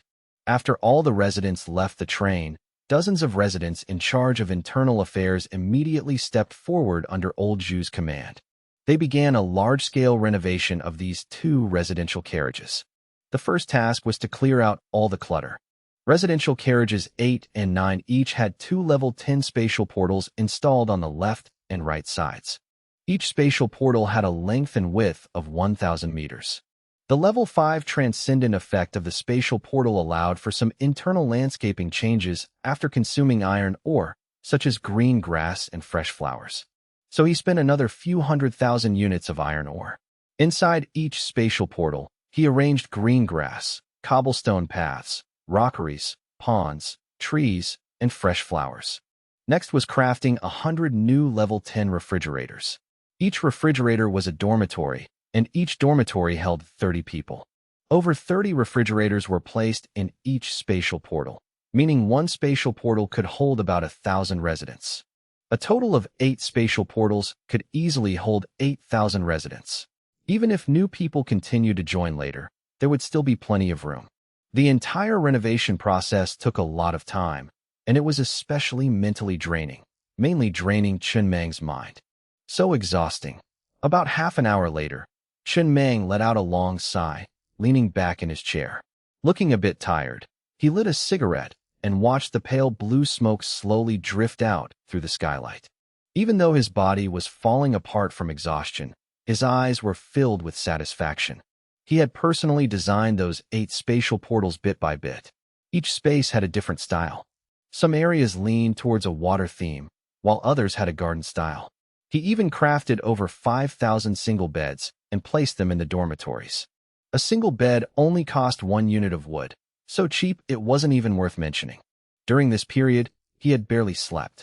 Especially during the over 30 hours of continuous mining in the laboratory, he hadn't closed his eyes at all. On the contrary, he was always in a state of excitement, standing in the cabin looking at the iron or veins. Occasionally, he'd run to the Armor R&D Center to see how far Xiao AI had progressed in researching that device. This was a massive opportunity. The planetary train had been developing for a few months, but this was the biggest opportunity he had ever encountered. And it was this very opportunity that would determine how far the train could fly. Just like before the apocalypse, people with a few million in savings mostly earned it with their own hands, saving bit by bit, relying on diligence. Their life motto was believing that heaven rewards hard work. But for those with tens of millions, or even hundreds of millions in savings, that money mostly wasn't earned by them. Instead, it was like it fell from the sky with a thud, no different from picking up lost treasure. In a daze, Chen Meng wasn't even sure what he was thinking. He only heard the chatter of the residents drifting in from outside the window, sounding like white noise. He lightly snapped his fingers, intending to tell Xiao AI to call Jichu over. He wanted to celebrate a little. But perhaps because he was too tired, this thought only flashed by before vanishing. A wave of drowsiness hit him so hard he couldn't even open his mouth, and he just sank into a deep sleep. Finally asleep, huh? Xiao AI muttered in the Armor R&D Center while studying the device.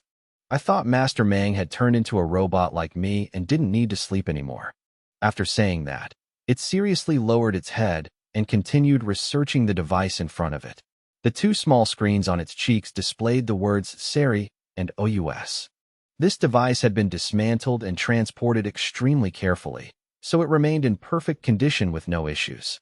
It was checking every wire and conduit because the database clearly stated that the core energy of this device had a risk of exploding.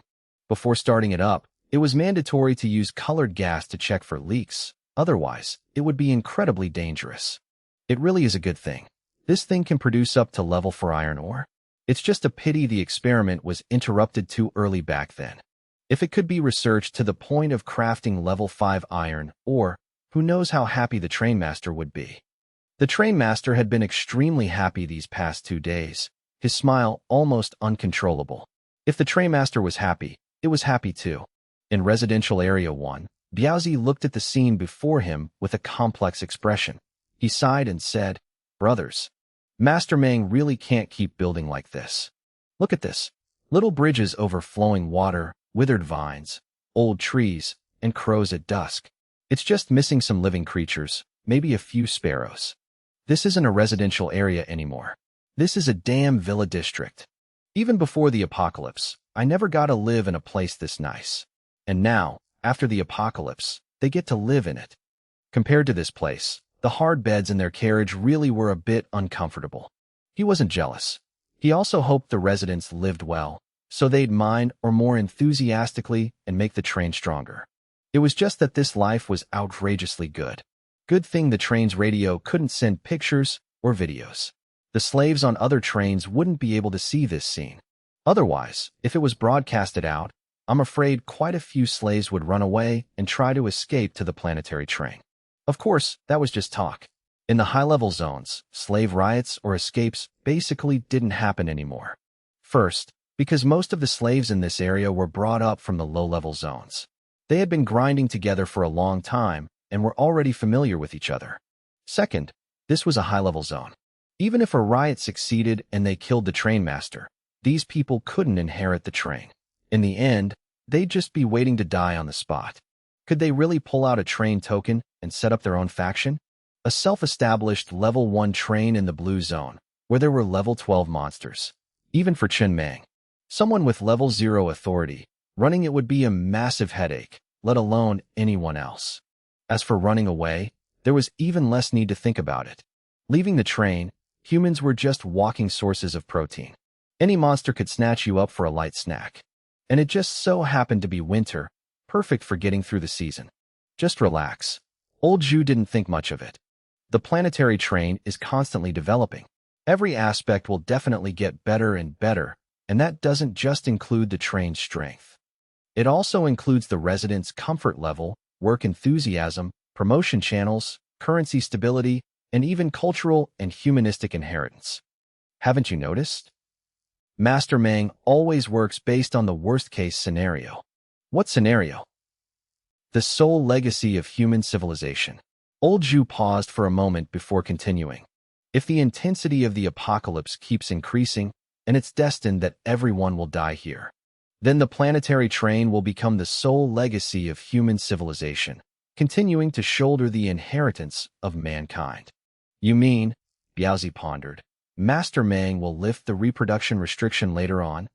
On the current planetary train, aside from the livestock in breeding carriage 15, absolutely no one else was allowed to get pregnant.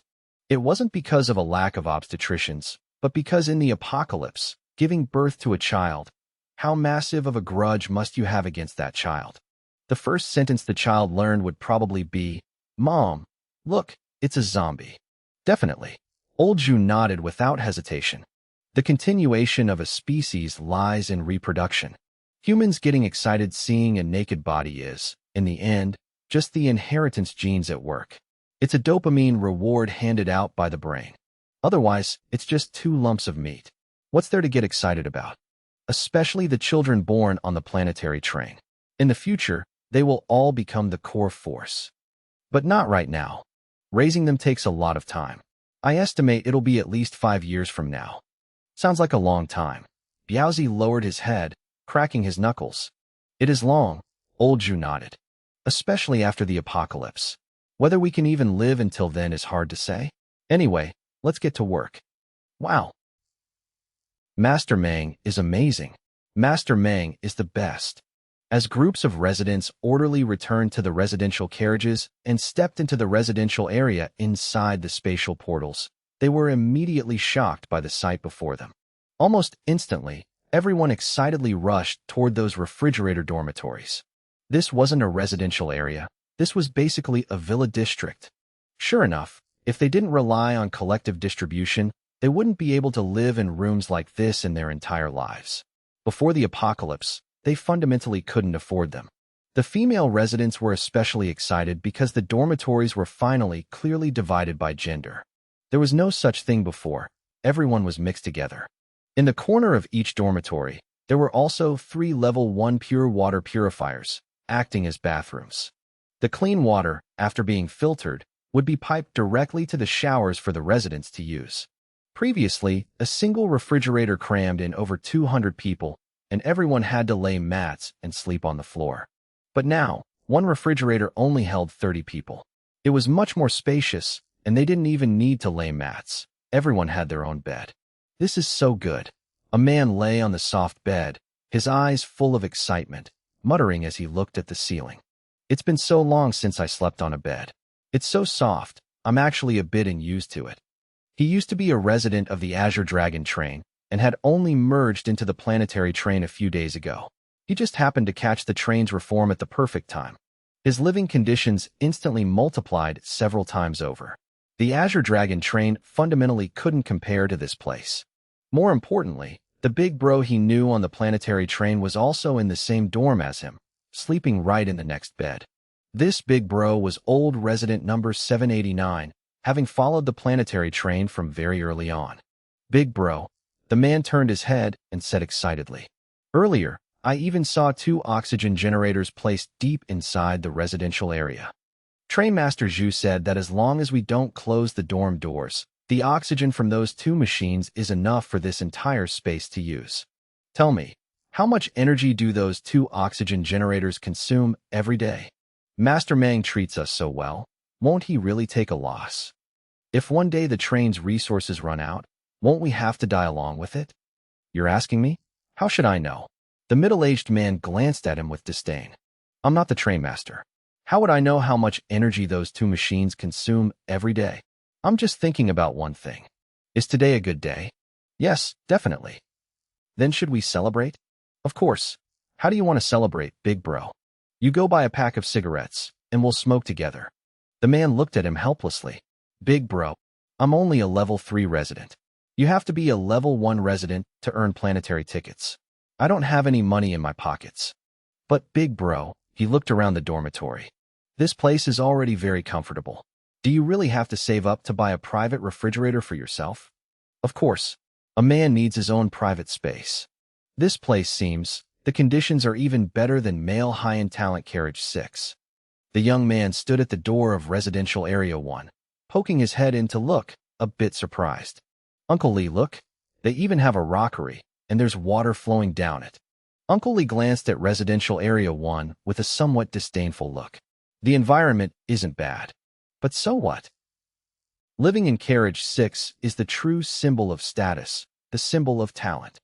After taking a few more looks, he lost interest and strode straight toward his breeding carriage 15. His experiment had reached the final step. If he didn't need to stop by the resident store to get bandages, he absolutely wouldn't have left the carriage at this crucial moment. Hey, Uncle Lee, wait for me.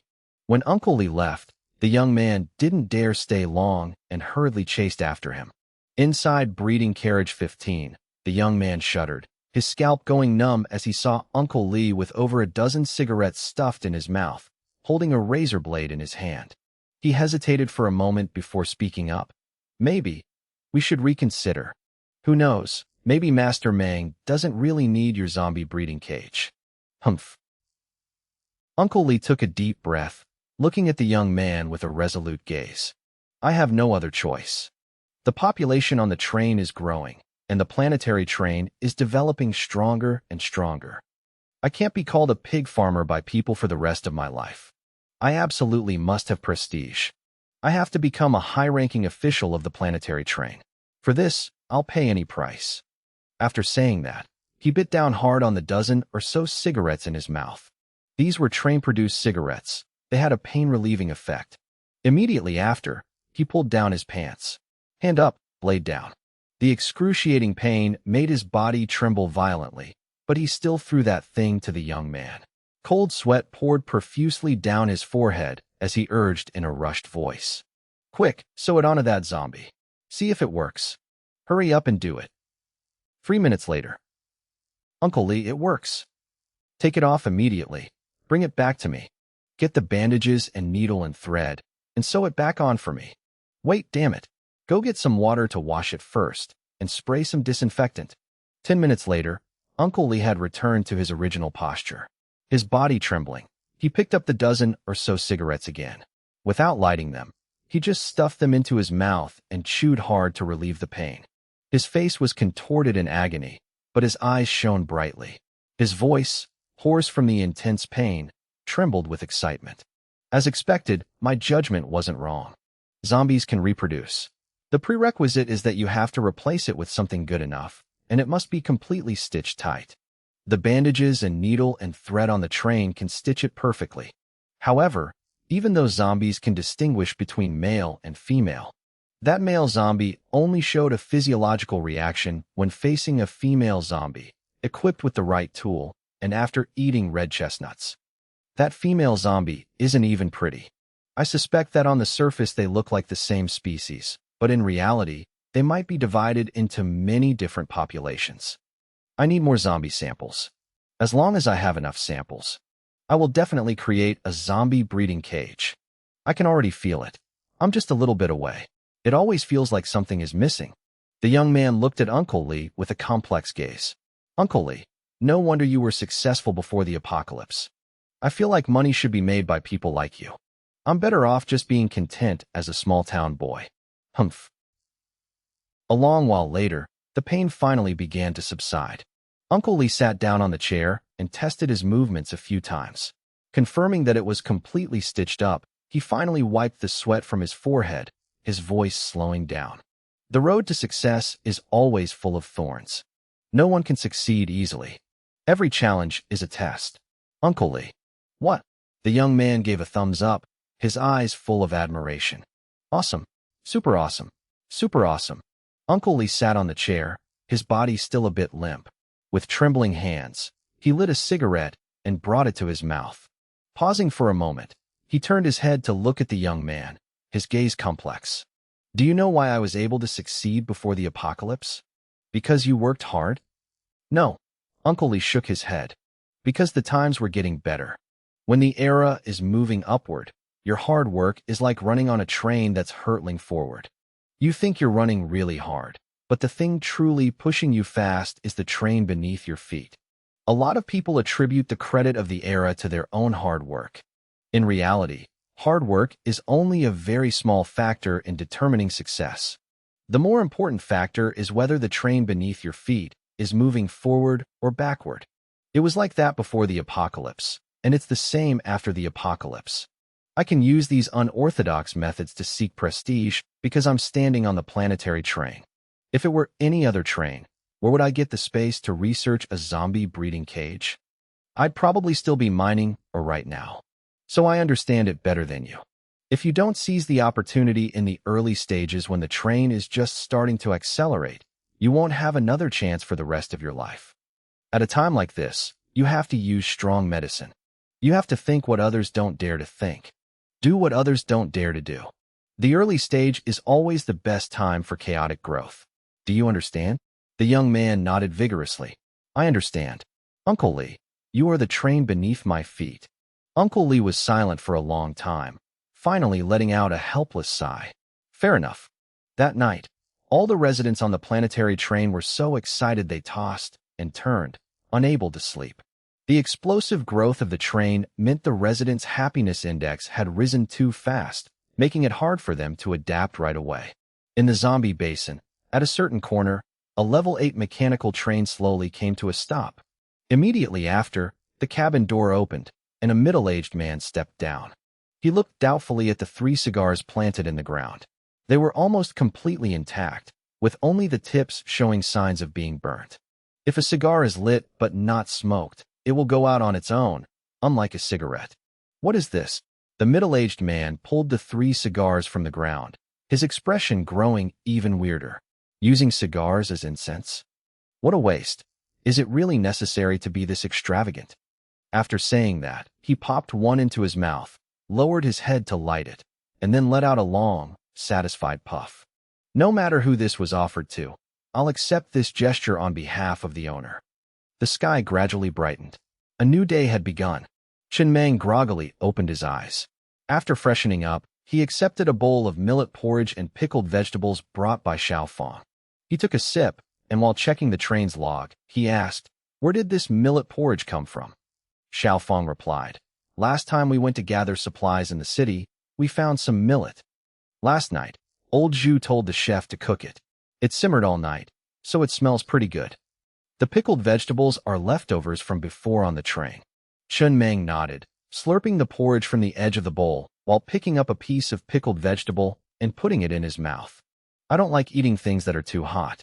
Next time, let the millet porridge cool down a bit. You can take the rest of the pot down and eat it." Master Meng. Inside the cabin, Chen Meng, having eaten and drunk his fill, sat in his chair looking out at the wasteland through the window.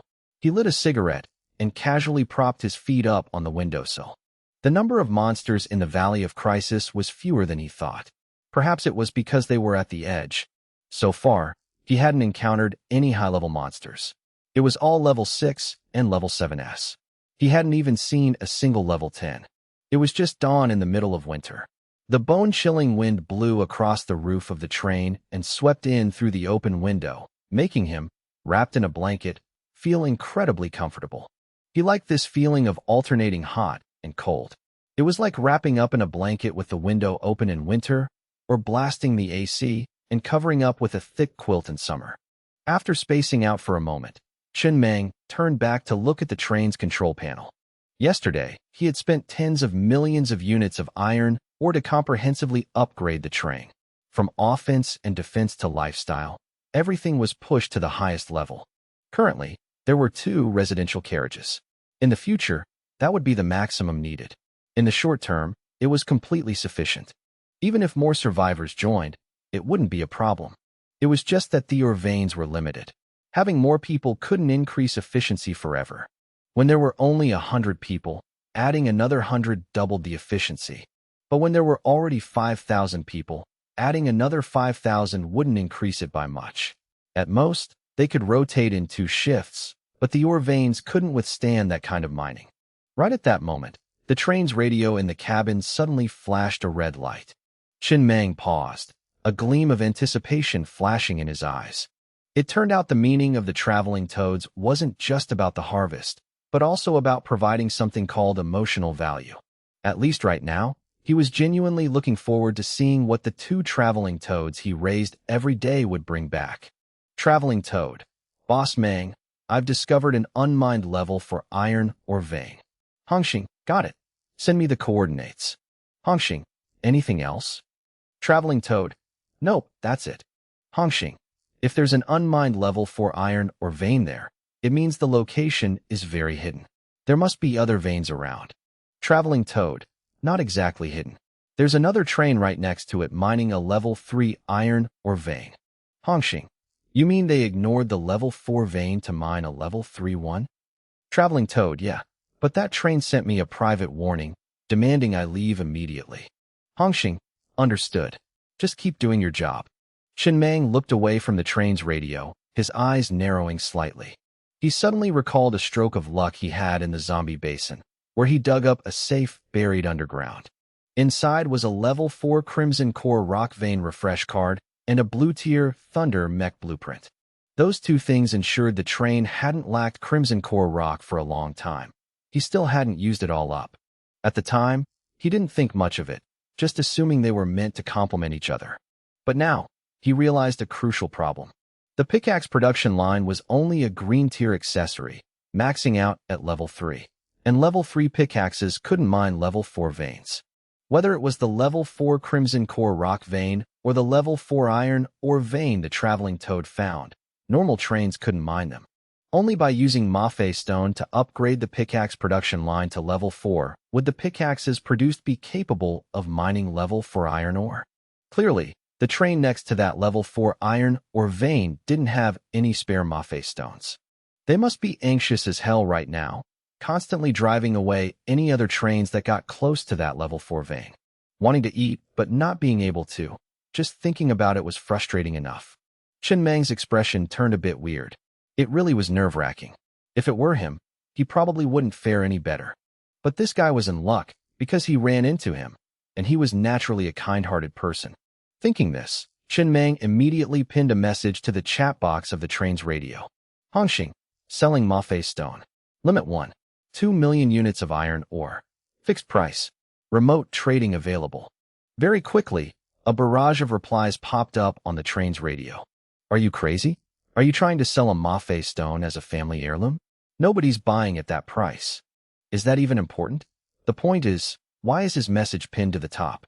And it has a colored frame. Did he hack the VIP system? Did you guys not buy the first-time top-up pack before the apocalypse? The 9.9 yuan first-time top-up pack gives a blue-tier accessory and a train token. The 648 yuan noble pack gives a rare train token and 100 Mafei stones. There's also a separate 648 yuan resource pack. 10 million units of every type of ore and wood. What the? Bro, are you joking or what? I thought we were all at the same starting line. How do you have a first-time top-up pack? The guy just said level 11 train. Doesn't sound fake. I'm starting to believe it. Honestly, I went through so much luck just to get my train to level 10, and there are trains higher than mine? Those guys definitely have hacks. Chen Meng looked at the train's radio in slight surprise. He didn't know if it was because of the region, but he felt the people here seemed a bit friendlier. Maybe because the danger level had dropped and the competition wasn't as fierce as before, the atmosphere had mellowed out. Thinking about it, it made sense. A Mafei stone for 2 million units of iron ore obviously wouldn't be an easy sell. It was rare, sure, but not necessarily worth that much. It was just that there was no fixed market price for it. Because the reserves were so low, most people who had them kept them for their own use. With rare items like this, the price was usually determined by how desperate the buyer was. 2 million sounded like a lot, but for a train desperately wanting to mine a level 4 iron ore vein, that number really wasn't that big.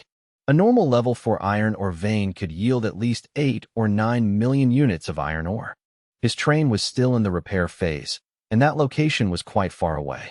He didn't plan on going there for now, but that bro definitely needed this Mafei stone. Comparing 9 million to 2 million, the math was pretty obvious. Sure enough, a train captain quickly reached out to ask about the price. 1 million. Confirm remote trade. Deal right now. Not in a rush to sell. 2 million. Take it or leave it. 1.5 million. 2 million. 1.7 million. Bro, you know the market price for Mafei stones. Honestly, 1 million is already very high. I bought one before for 600,000 units of iron ore. I know. I'm just selling it casually. No rush. Fixed price, 2 million. 1.88 million. Take it. All right. As the balance icon appeared on the control panel, the remote trade concluded. The train was down 1 Mafei stone, leaving only 17. Chen Meng sat back in his chair, smiling in satisfaction, then sent a message to Air Dan, telling him to check if anyone had started mining that level for iron ore vein yet. If this were a low-level region, a Mafei stone might not sell for 1.88 million units of iron ore in a lifetime. Those who wanted to buy didn't have the money, and those with money wouldn't dare buy it. Initially, he set the price at 2 million because he knew that even at 2 million, the guy would be forced to buy it. He had no other choice. If he went to the central market, begged on the train's radio, or risked going into an encounter map to find a Mafei stone, the vein would be long gone by the time he got back. The reason he was willing to drop it to 1.88 million was that he felt the number was pretty lucky. In high-level regions, there was a very popular unspoken rule. All mineral veins followed a first-come, first-served principle. This wasn't about politeness or law, but a rule of survival. In an environment where most trains had high firepower but low defense, attacking each other could easily lead to mutual destruction or heavy casualties. Therefore, the majority adhered to this rule. The trains that made it to this region understood clearly. In this world, no stroke of luck was more important than staying alive. Notably, the number of flesh-and-blood trains in this region was extremely low, only about a 20th of the mechanical trains. Meng quickly scrolled through the train's radio, reviewing the captain's conversations over the past few days, and couldn't help but wonder, are we supposed to keep using manhwa stones to upgrade the pickaxe production line forever? Not every train has the chance to get manhwa stones. So when trains continue to upgrade to level 11, 12, or 13, there must be new mining accessories appearing. Higher tier ones, to ensure that trains without manhwa stones can still mine high-level ores. They can't just block off the survival path for this group of trains forever. Even though the trains in this region had a much higher chance of getting manhwa stones compared to the low-level regions. After browsing around, he still couldn't find any useful information. It was basically all idle chatter. Meng withdrew his gaze from the train's radio and looked back at the control panel. Currently, the remaining iron ore was at 16.54 million units. The renovation of the residential carriages, the spatial portals, planting flowers and greenery, along with crafting another 100 level 10 refrigerators scattered across the carriages, it had cost about 1 million units of iron ore in total. Adding the amount he just earned, the train's iron ore count was back to 16.54 million. He suddenly understood why rich people's money seemed endless. Simply put, they were rich enough. The fact that he could sell a manhwa stone for 1.88 million units of iron ore was actually influenced by two major factors. First, the information provided by Dan. Second, he wasn't in any desperate need for this iron ore. Because of that, he had enough patience. He wasn't anxious, nor did he care too much about the trade. If it were him back in the Iron Ridge Plains, he probably would have caved the moment the other party offered 1 million units of iron ore, too afraid they'd change their mind to haggle further. This very confidence created a massive psychological advantage in the negotiation, even helping him unintentionally earn more than he originally planned. Right then, Meng received a message from Dan. Sure enough, it was that exact train that bought his manhwa stone. That train had already started mobilizing its crew to mine the level for iron or vein. According to Dan, looking through the window, you could even see the captain sitting in the control room with an incredibly excited expression. That was understandable. Even in the Valley of Crisis, level 4 iron ore wasn't something you could find everywhere. It was practically classified as a rare ore. A level 4 iron ore vein was equivalent to about 10 million units of iron ore. Who wouldn't be thrilled to stumble upon that? Not bad. Meng chuckled, finding it quite amusing.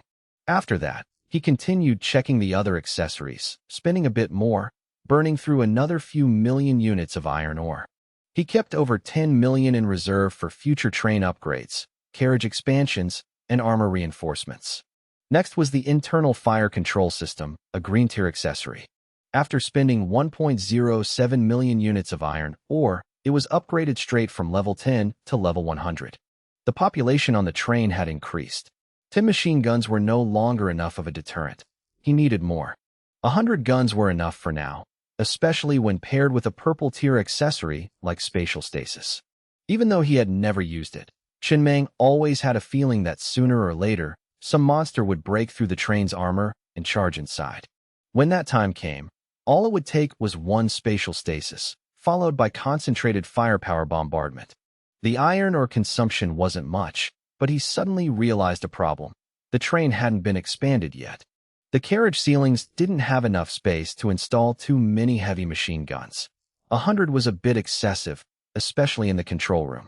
But very quickly, he discovered that the installation positions for the heavy machine guns were customizable. Meaning, if a carriage had a spatial portal, he could absolutely install the heavy machine guns inside the spatial portal. That thought made him very satisfied. Meng kept a ring of machine guns on the control room ceiling, then opened a spatial portal on the wall of the control room and stuffed the remaining 80 heavy machine guns inside. Once done, he did the same for residential carriages number 8 and number 9, each having 2 spatial portals on either side. A total of 8 spatial portals, with 20 heavy machine guns installed in each. The leftover guns were mounted directly on the carriage ceilings. This way, even the insides of the spatial portals were always under his absolute control. The guard carriages and high-tier talent carriages were installed in their default positions, mounted on the ceilings. For carriages that needed upgrading, like the earth-shattering missile carriage, the heavy machine guns were placed in corners where they wouldn't interfere with the upgrades. Currently, The Hongxing had 15 carriages and 1 locomotive. Outside, it was equipped with 10 doomsday mechanical cannons boasting extreme firepower. Inside, there were 1,600 heavy machine guns, making the firepower even more terrifying. This upgrade to level 100 also brought 3 super effects. The level 20 effect halved ammo consumption, the level 50 effect increased armor penetration, and the level 100 effect boosted the rate of fire.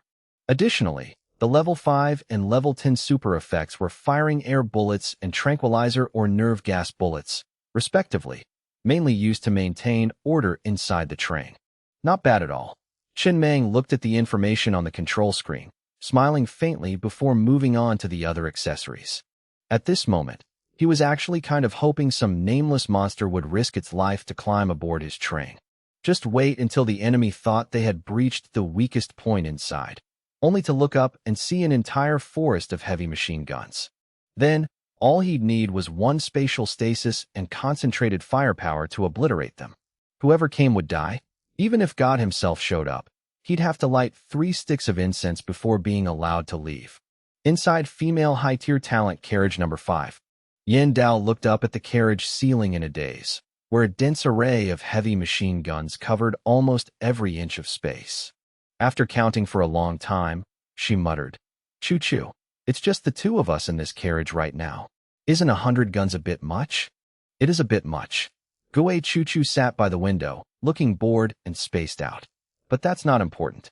What's important is that Boss Mang seems to have forgotten about me. He hasn't come to see me in ages. Seems like it."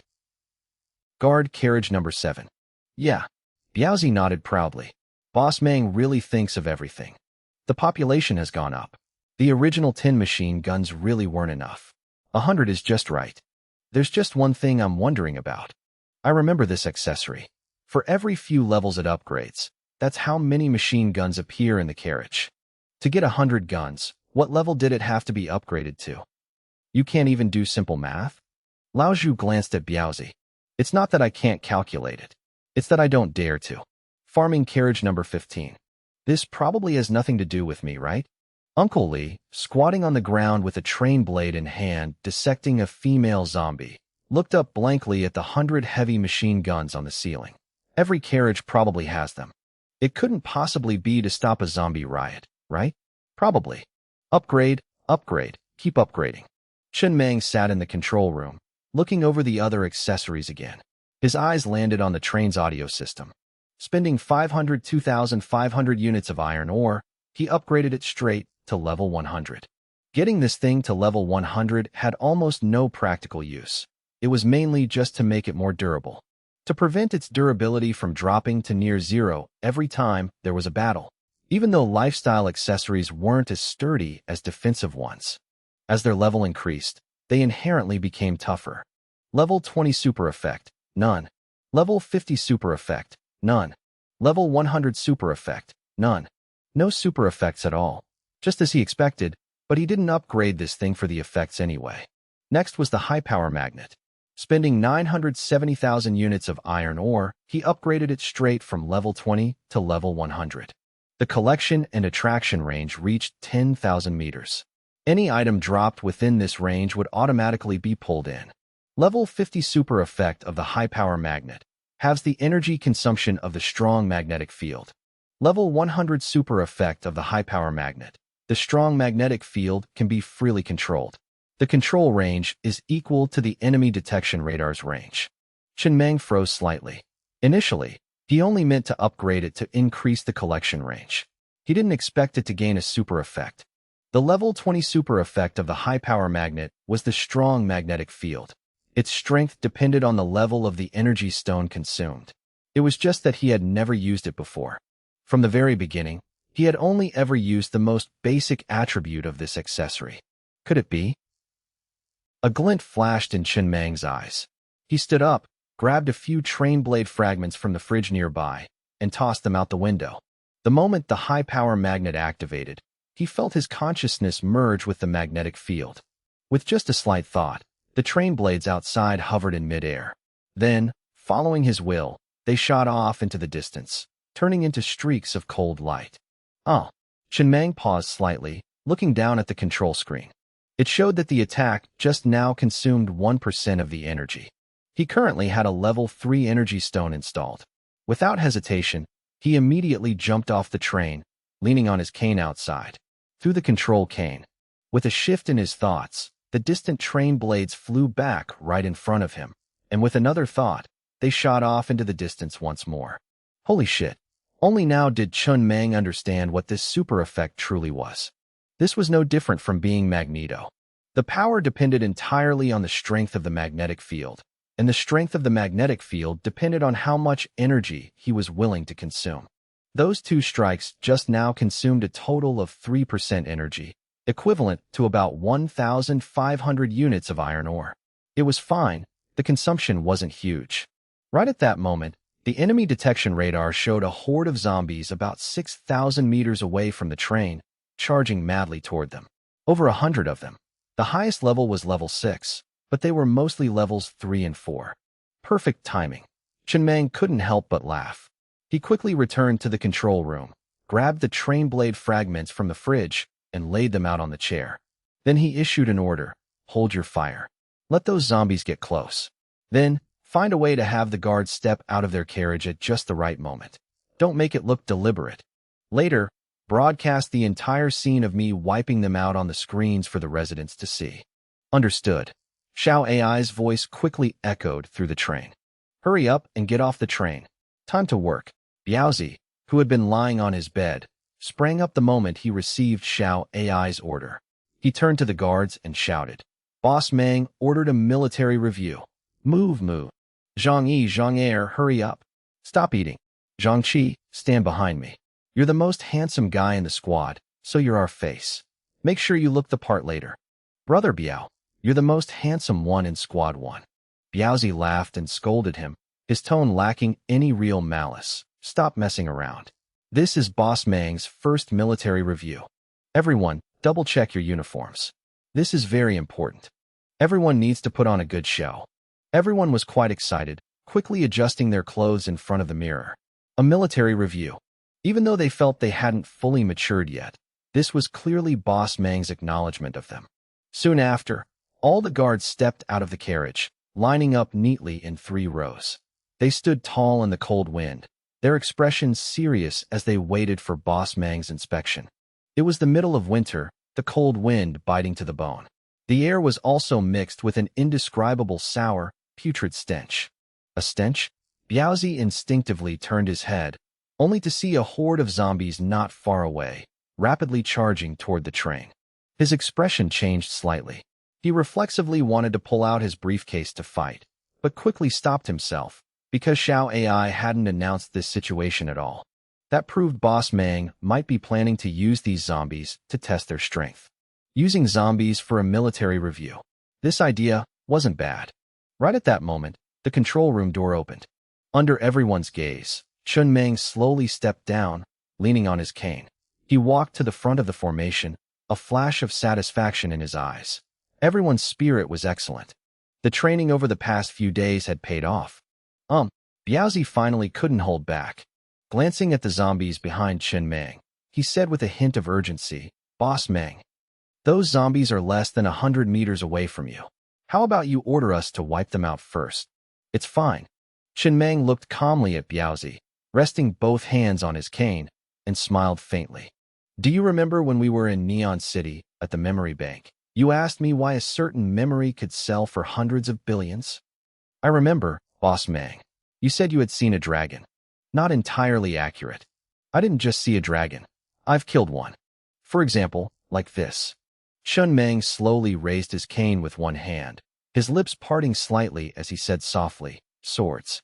The next moment, the sky above the train had unknowingly become covered in dark clouds. Fierce winds howled, and the world instantly turned gloomy. Chun Mang's clothes fluttered wildly in the strong wind.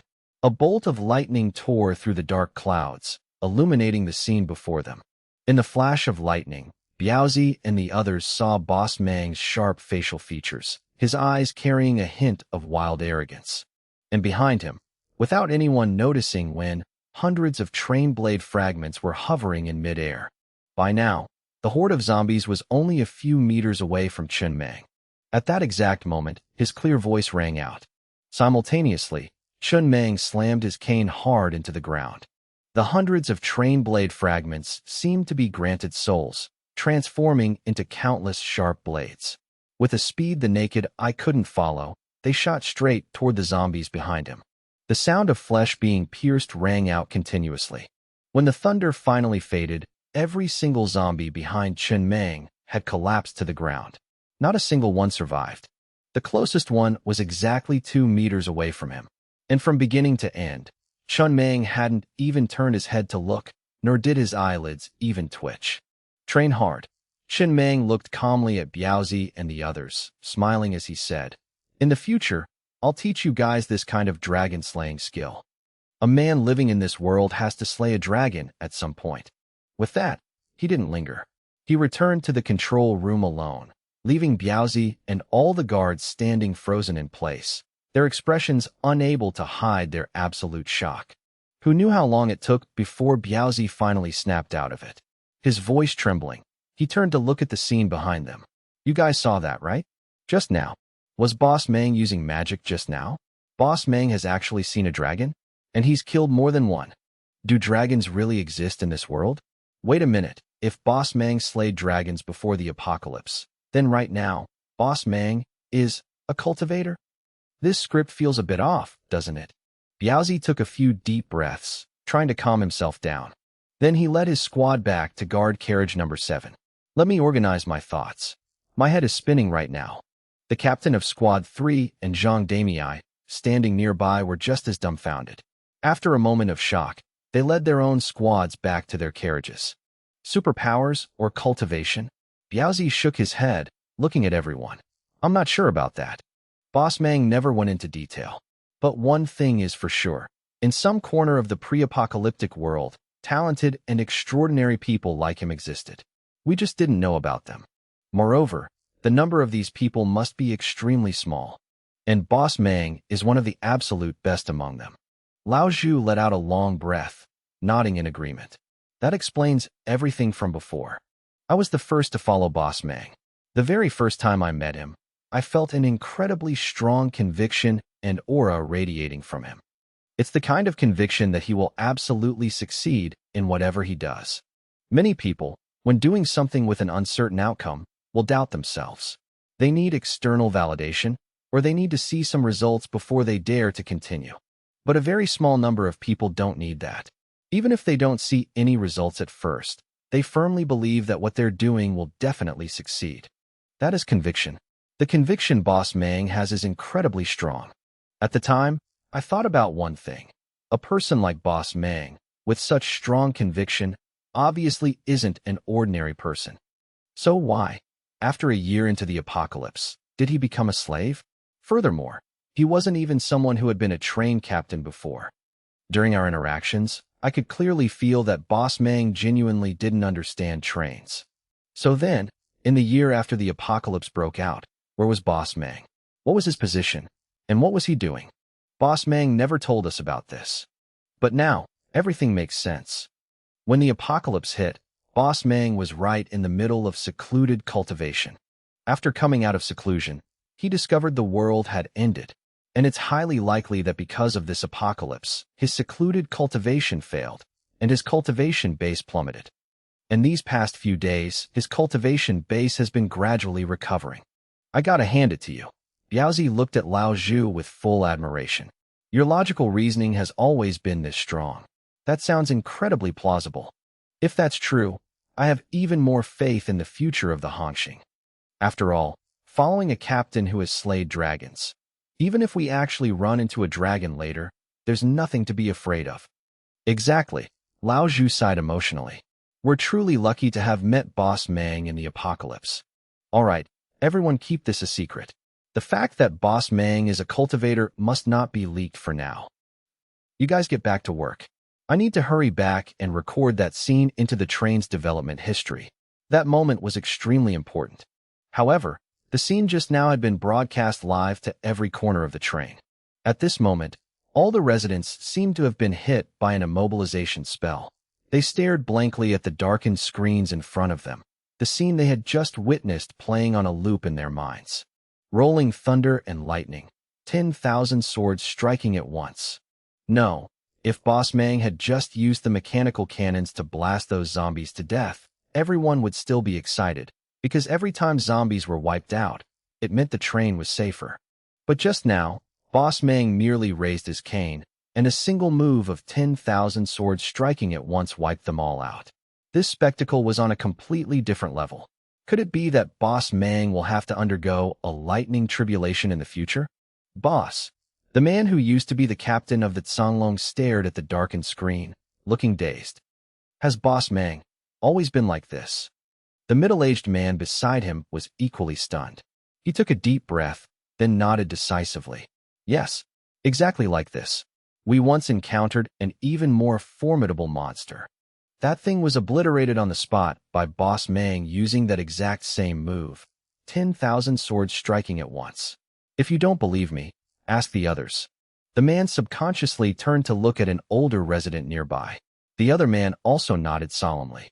It's true. No wonder the Hongxing developed so fast. He's seriously too handsome. Yin Dao sat by the window in a daze, her legs crossed, her long, fair legs exposed in the light. She looked outside, where zombie flesh and blood were still scattered, her mind constantly replaying the scene from just now. Truly, too handsome. She had seen many handsome men before, in the entertainment industry, in the fitness world, among wealthy businessmen. Some relied on their looks, some on their aura, some on their words, and some on their wealth. But all that charm paled in comparison to the scene just now. Completely incomparable. They weren't even on the same level. It was a feeling of absolute control, an absolute sense of security born from absolute confidence in one's own strength. It made people believe that as long as they followed behind Boss Mang in the apocalypse, even if they had to die, they would definitely die after everyone else. At this very moment, Yin Dao suddenly wanted to knock on the control room door and throw herself into Boss Mang's arms. But she remembered very clearly. Boss Mang had warned the two of them not to seek him out on their own initiative. He really is handsome. Goei Chuchu finally snapped out of it. She held a bowl of millet porridge in her hands, muttering, "A man who's both this handsome and this capable. Why wasn't he famous at all before the apocalypse?" Saying that, she turned to look at Xiao Fong, who was sitting on the bed behind her, and smiled. "Thank you, Xiao Fong. The millet porridge is delicious." "No need to thank me." Xiao Fong blushed, speaking softly. "I'm just offering borrowed flowers to the Buddha. Boss Mang gave it to me, and I couldn't finish it all by myself." But Boss Mang's move just now was seriously too handsome. In a place no one noticed, Chun Mang was sitting in the control room, constantly switching the screens from the mechanical eyes around the train. Listening to the chatter about the scene just now, he couldn't help but grin from ear to ear. It really was pretty damn handsome. He replayed the recording on the control screen. Tell Lao Zhu that dry paper manuals are meaningless. Videos with visual explanations are what's important. Got it. Under the combined coordination of the weather control device and the high-power magnet. As long as he held his cane and stood within a 10,000-meter radius of the train, he was the absolute Magneto. It was a moneymaker. Beyond 10,000 meters wouldn't work. Only within this range could the cane control the train remotely. And just now, that wasn't even its full power. He had used level 50 train blade fragments just now, whereas his train blades were already level 100. In a few days, he would craft another standard carriage. He'd dismantle a few more train blade fragments. When that time came, the power would be even greater. It just wasn't the right time yet. Because everyone was currently immersed in this emotion. If he kept making a bigger scene, it would actually ruin the atmosphere and affect his image. That move just now directly consumed 96% of the energy, completely draining the nearly full level 3 energy stone in the generator. But it was fine. Chen Mang crafted a level 4 energy stone and tossed it to Xiao AI, telling her to plug it into the generator. A level 3 energy stone was worth 50,000 units of iron, or at most. He had plenty of, or now. If he was going to use one, he had to use a level 4 energy stone. Level 3 stones no longer caught his eye. Theoretically, if he could upgrade the train blades to level 1000 in the future and simultaneously upgrade the high-power magnet to level 1000. and add a level 8 or level 9 energy stone. Then he would straight up become an immortal emperor. A doomsday immortal emperor, unleashing a single move of 10,000 swords striking at once, leaving not even a blade of grass alive. Practically speaking, this kind of consumption for killing enemies wasn't low at all. In terms of economic efficiency, it was far inferior to the doomsday mechanical cannons or sending the guards directly into battle. It was very effective against low-level monsters, but against high-level ones, especially those with massive bodies, throwing that many train blade fragments would still struggle to deal lethal damage. But there was no denying it. It looked way too cool. A man's life, when you're poor, being a bit stingy and bearing the burden for your grand ambitions is normal. That's a real man. But if you're already rich and still stingy with yourself, doesn't that just make you a coward? Very good. Chen Meng looked quite satisfied. Sure enough, those seemingly unimportant accessories still needed to be fully upgraded. Who knew if the next super effect would be overpowered or useless? You'd only know once you upgraded it. Furthermore, he could feel an increasingly clear connection with the high-power magnet. He had secretly tested it himself just now. This thing couldn't just be used like that. If he was willing to consume enough energy, he could even directly hurl an enemy's train into the air and smash it straight into the ground. Even with the eternal shock absorbers and spatial stabilizers making the chances of dying from the fall low, there was no denying it. It was still way too cool.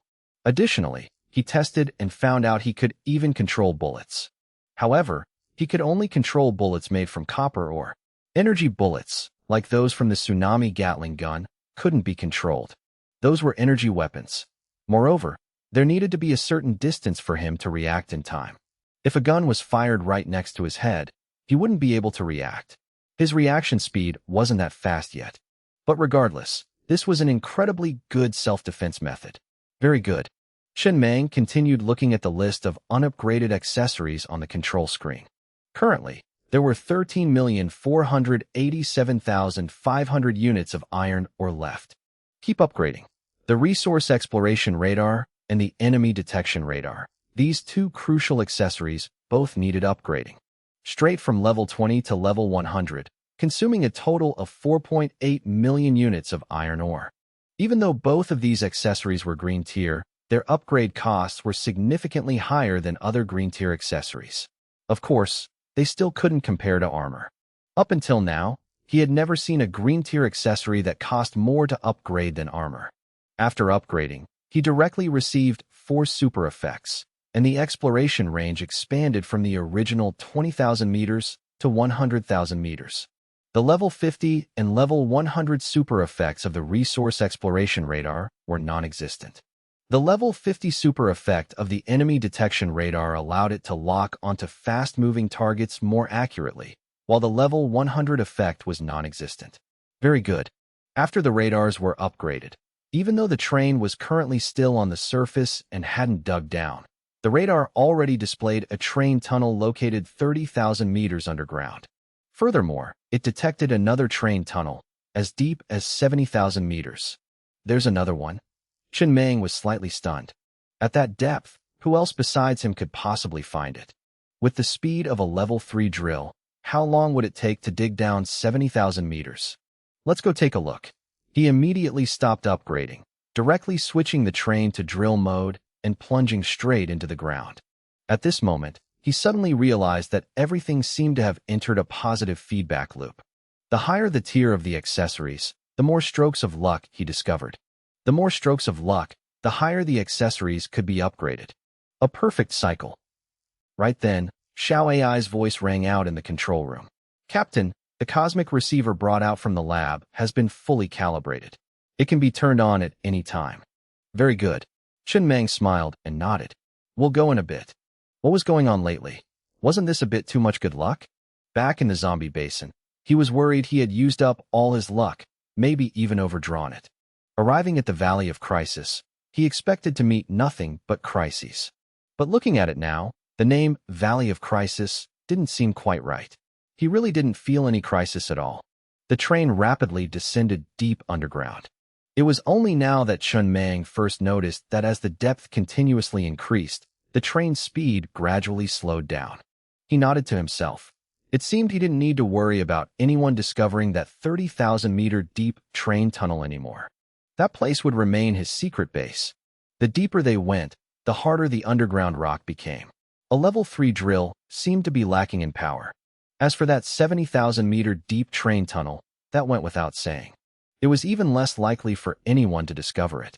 Over half an hour later, the Hongxing finally reached the train tunnel located 70,000 meters underground.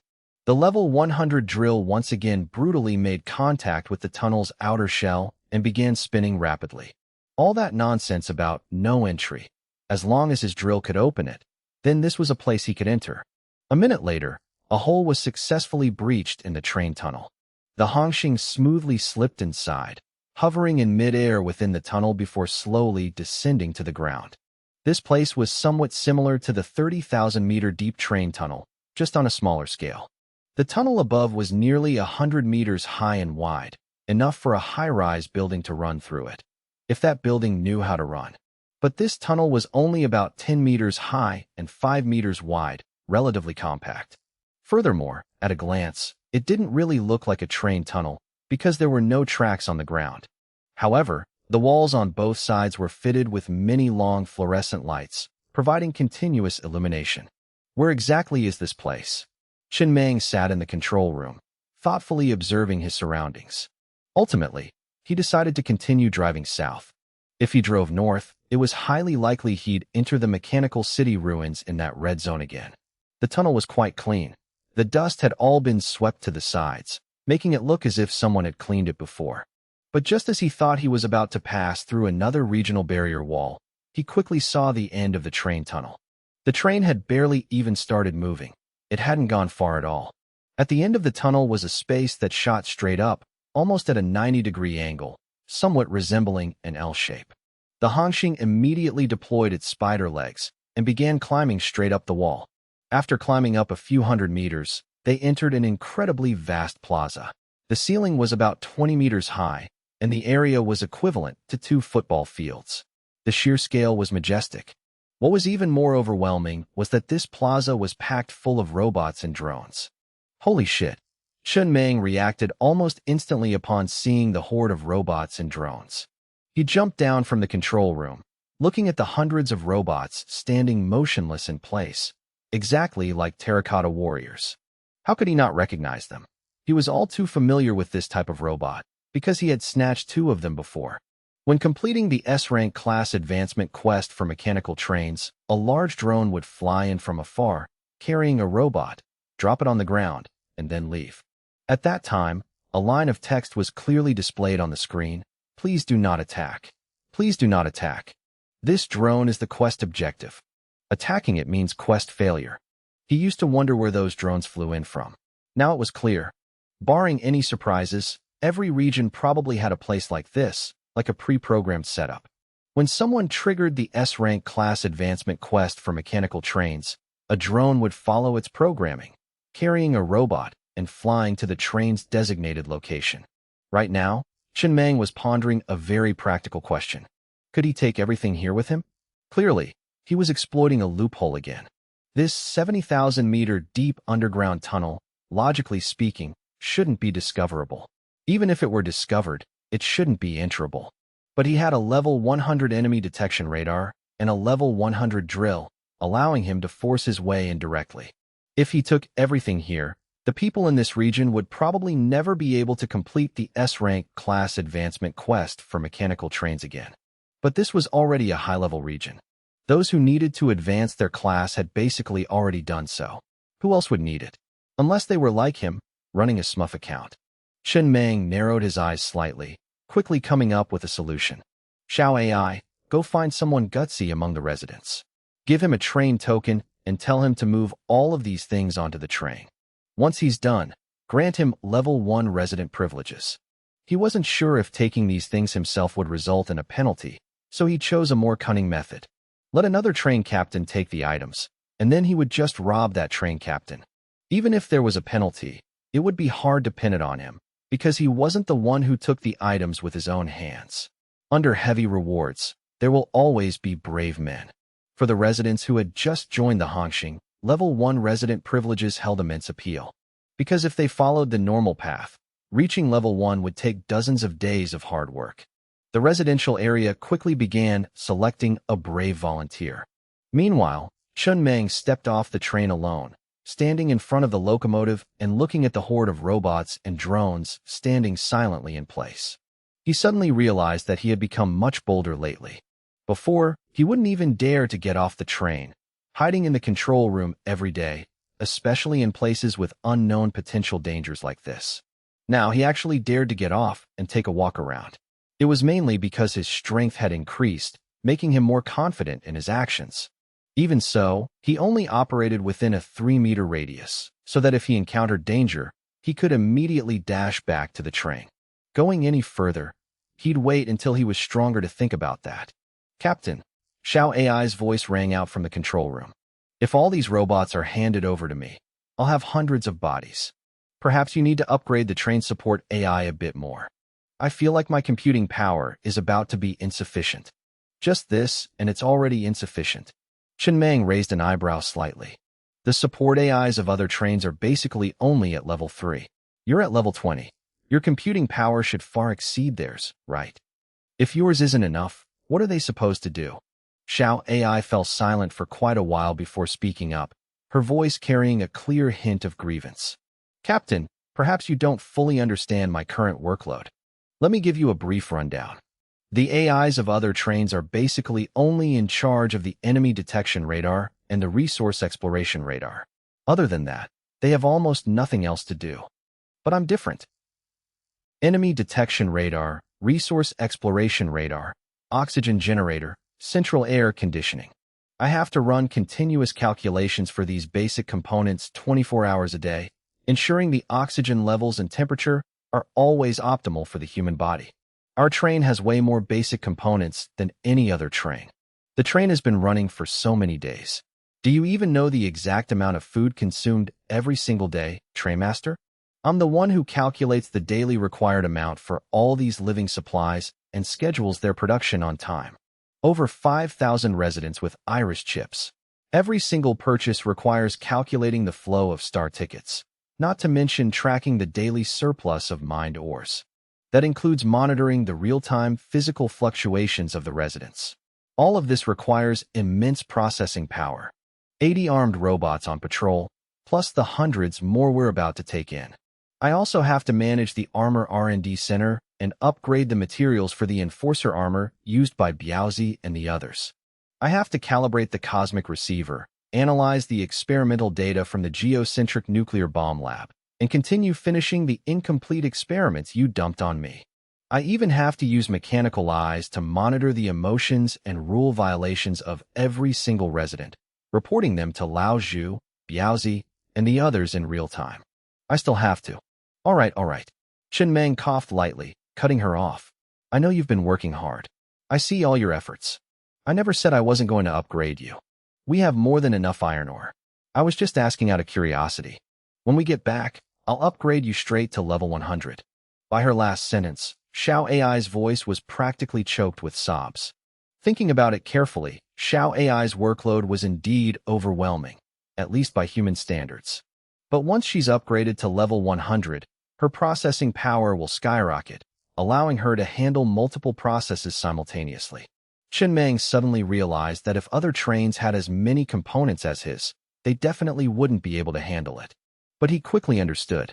The things Xiao AI was managing, the iris chips, the armor R&D center, the cosmic receiver, the Black Fox armed robots, the currency system, other trains simply didn't have these. At the very least, he had never encountered another train besides the Hongxing Hao that possessed a complete currency system. In a phase where supplies weren't abundant, a currency system fundamentally couldn't operate. Right at that moment, a brave volunteer was chosen. Lord Meng, I'm willing to give it a try. Very good. Chun Meng turned to look at the middle-aged man following Lao Zhu, nodding in satisfaction.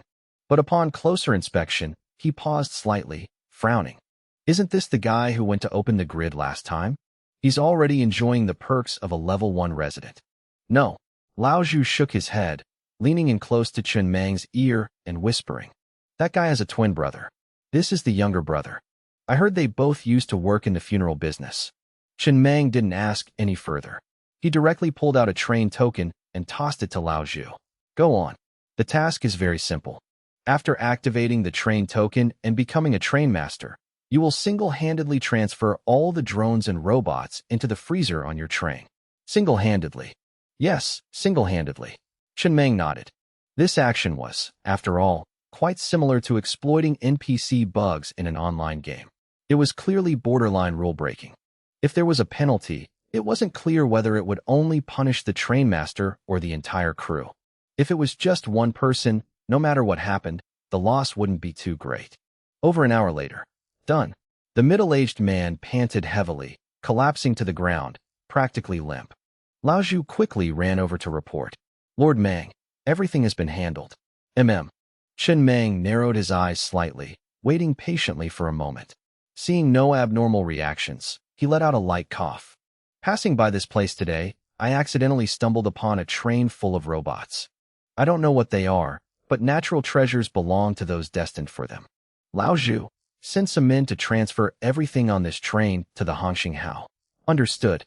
A little disclaimer might not actually do anything, but it didn't hurt to say it just in case. Soon after, all the freezers from that train were transferred to the Hongxinghao. As for the train itself, it was swallowed whole by the geocentric furnace, becoming nothing more than a snack. The ones in charge of getting off the train to do the heavy lifting were Zhang Yi and Zhang Er. Except right now, the looks they were giving Lao Zhu were full of deep resentment. They had both volunteered earlier, but Lao Zhu had rejected them. So many robots and drones lined up, neat and orderly. If the two of them had been allowed to carry all that, it would have been absolute bliss. What could possibly be more satisfying? Instead, it was handed over to a regular resident. If they had done it, it would have been finished ages ago. The efficiency wasn't even on the same level. Now they were stuck moving things someone else had already moved. There was no joy in it at all. It was no different from washing dirty dishes. At the end of this train tunnel, 70,000 meters underground, there was only this single open space. There was nothing else. Fully loaded with cargo, the Hongxinghao returned to the tunnel entrance it had just drilled, and from there, made its way back to the surface. Chen Meng had no immediate plans to explore the mechanical city area. Meals must be eaten one bite at a time, and roads must be walked one step at a time. Right now, he still had a mountain of unfinished business to deal with. After returning to the surface, the Hongxinghao came to a halt. There were no mines nearby, and no residents disembarked. No mining today. Today was for rest and reorganization. The very first thing Chen Meng did upon reaching the surface was upgrade the train AI assistant straight from level 20 to level 100. It cost 1.28 million units of iron ore, and in return, he gained 2 new super effects. Level 50 Train AI Assistant Super Effect, Enhanced Logical Reasoning. Level 100 Train AI Assistant Super Effect, Enhanced Learning Capacity. A truly comprehensive upgrade. Chen Meng looked at the AI interface on the control panel. Is your processing power sufficient now? Inside the control room, Xiao AI's voice rang out, brimming with excitement. It's more than enough. I feel unusually clear-headed right now. Currently, all the train's components are only consuming about 7% of my processing power. I can't even use it all. Let's go. Let's take a look at the cosmic receiver. Chen Meng stretched his arms, loosening his joints before getting up from his seat and heading toward the spatial gate of carriage number 2. The Armor R&D Center was located here. Xiao AI spent most of her time operating in this area. Most of his interactions with Xiao AI were through the Train AI Assistant's main interface, hearing her voice without seeing a physical form. Pushing the door open, the whirring sound of mechanical gears filled the air. Hundreds of robots were standing in place, testing their joints. The moment Chen Meng walked in, they all turned their heads toward him in unison and spoke as one.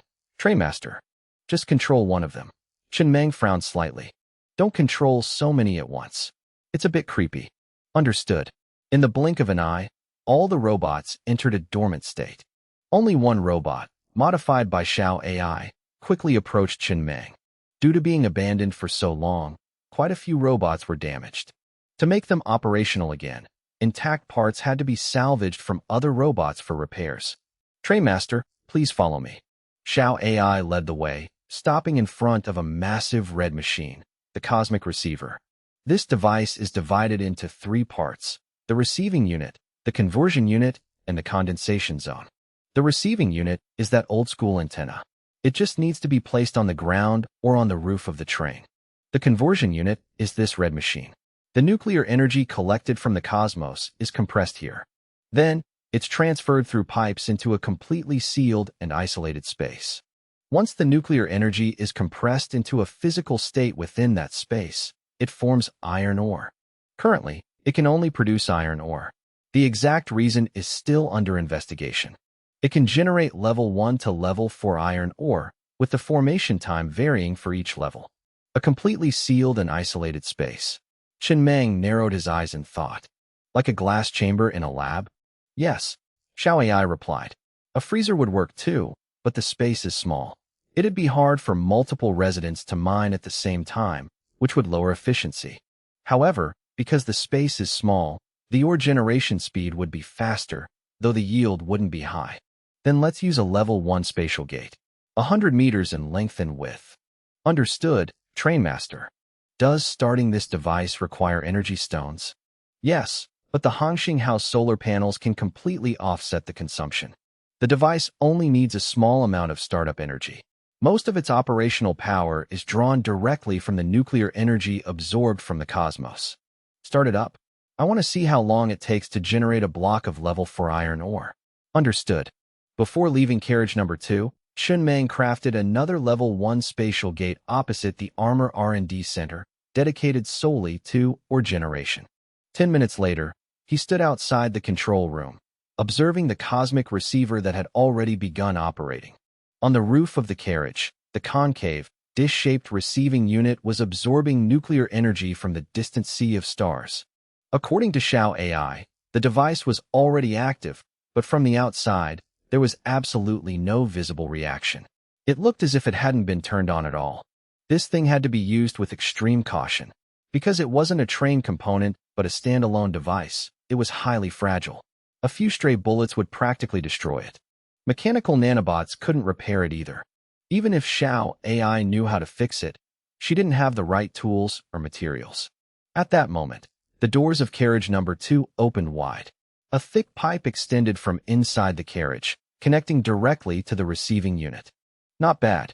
Chen Meng stood there, looking at the train before him, and let out a hearty laugh. Every single component on this train had been crafted by his own hands, piece by piece, from the very beginning when it was just a bare train head, all the way to today. Just standing here, looking at this train, an indescribable sense of satisfaction welled up in his heart. He even felt like he could sit here all afternoon, doing absolutely nothing, just simply admiring his train. Only those who have children understand why parents are always talking about them, why their minds are filled with thoughts of their kids even while working. Just like someone who owns a train. Only they can understand the sheer satisfaction of sitting quietly, admiring the very train they built with their own hands. Of course, the prerequisite was having enough strength to sit there in peace. This device could be interrupted at any time, but the progress would be saved and unaffected. It didn't have many flaws. The only downside was that he had to be careful, absolutely ensuring the device wasn't attacked. When the surrounding area was relatively dangerous, it was best to retract it inside the train. The armor plating couldn't protect this thing, but if it was brought inside the train, its efficiency would take a massive hit. And so, Chen Meng came up with what he considered a genius idea. Xiao AI, I'm here. Xiao AI's voice echoed from the control room. Dismantle all the repeating crossbows in carriage number 12. Place this receiving unit in the open-air carriage number 12. When there's no danger, raise the receiving unit. When there is danger, retract it and cover it with armor plating. Yes, I'll contact them right away. In the very next moment, Chen Meng leaned on his cane, clearly sensing the repeating crossbows in carriage number 12 being dismantled, turning into scrap metal scattered across the floor. Very quickly, Biaozi and a few others carried the receiving unit through the carriage, while the people behind them dragged the pipes, trying to position it in a hidden corner. The thing was quite sturdy. Stepping on it a few times wouldn't easily break it. But Chen Meng still ordered Xiao AI to use the iris chips to forbid all residents from stepping on the pipes. The Hongxinghao had a massive advantage. Thanks to the iris chips, every single one of his orders could be instantly transmitted to all the residents.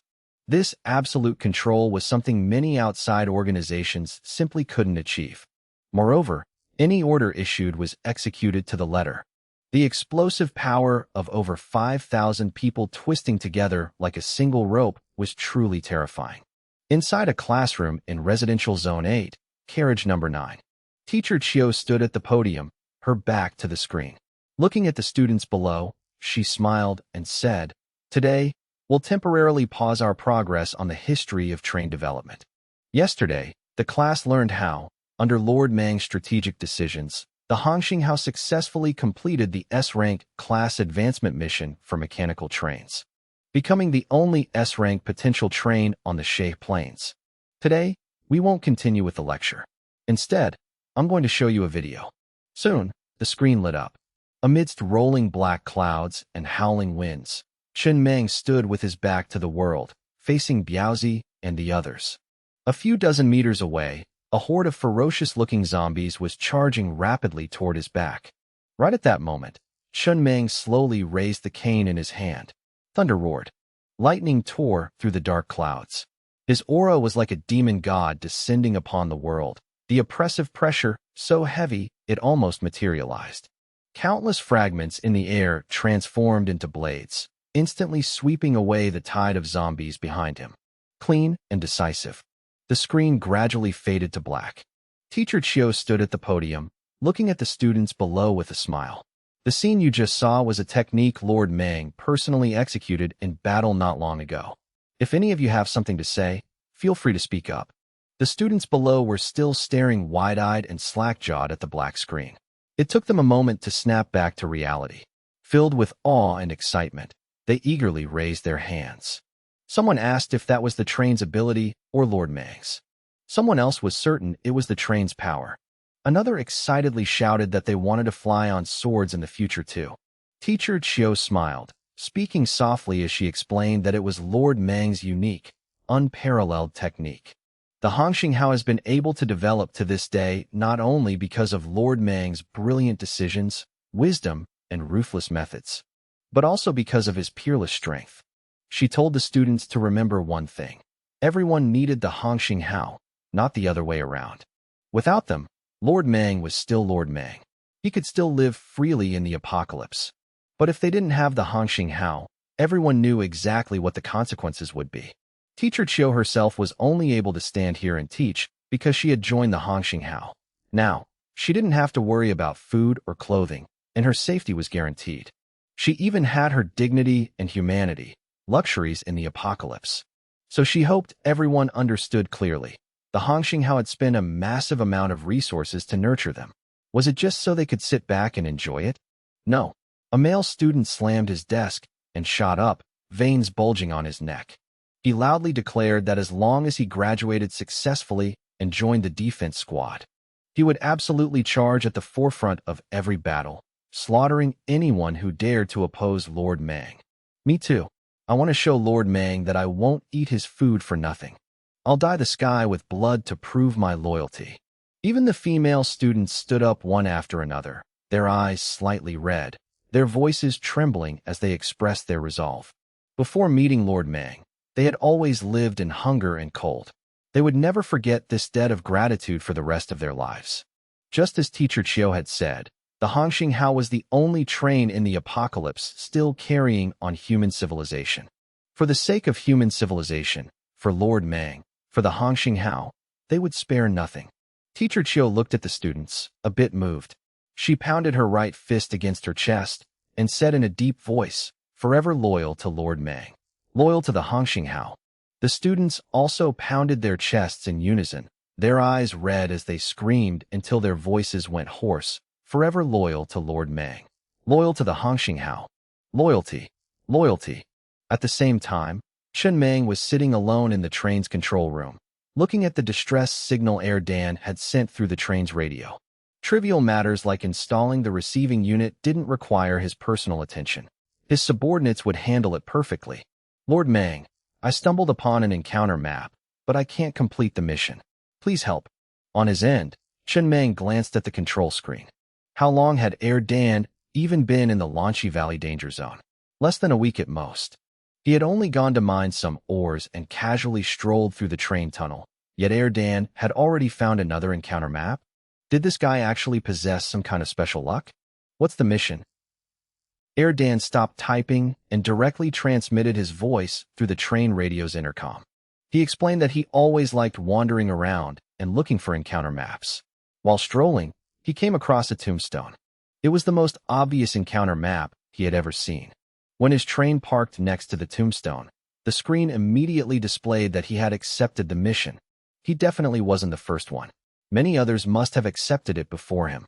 This was an encounter map with no prerequisites, and the mission was fairly simple, so he sent the details for Chen Meng to take a look. Chen Meng looked at the mission list that was sent over. Encounter mission, Wilderness Tombstone. S-rank difficulty. Within 72 hours, the train must mine a level 1 iron ore vein. Reward, unknown. A-rank difficulty. Within 72 hours, the train must mine a level 4 iron ore vein. Reward, unknown. B-rank difficulty. Within 72 hours, the train must mine a level 3 iron ore vein. Reward, unknown. C-rank difficulty. Within 72 hours, the train must mine a level 2 iron ore vein. Reward, unknown. D-rank difficulty. Within 72 hours, do not mine any iron ore veins. Reward, unknown. Air Dan's voice continued, saying his train no longer had any slaves, so he couldn't mine any ores. But if Lord Meng wasn't busy, they could go find the train that was just mining level 4 iron ore and rob them of it.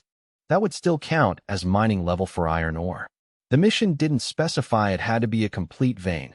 Half of one should probably count too. Chen Meng looked at the mission list with a rather strange expression. After a moment, he picked up the intercom and asked, level 4 iron ore is only A-rank difficulty? Then why not choose S-rank difficulty?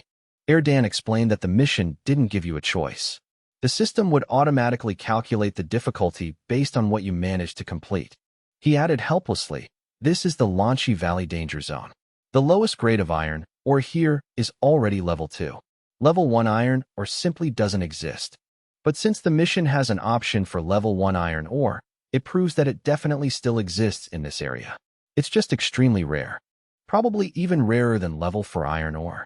I've been wandering around for so long and managed to find one level 4 iron ore vein, but I haven't seen a single level 1 vein. What did you just call me?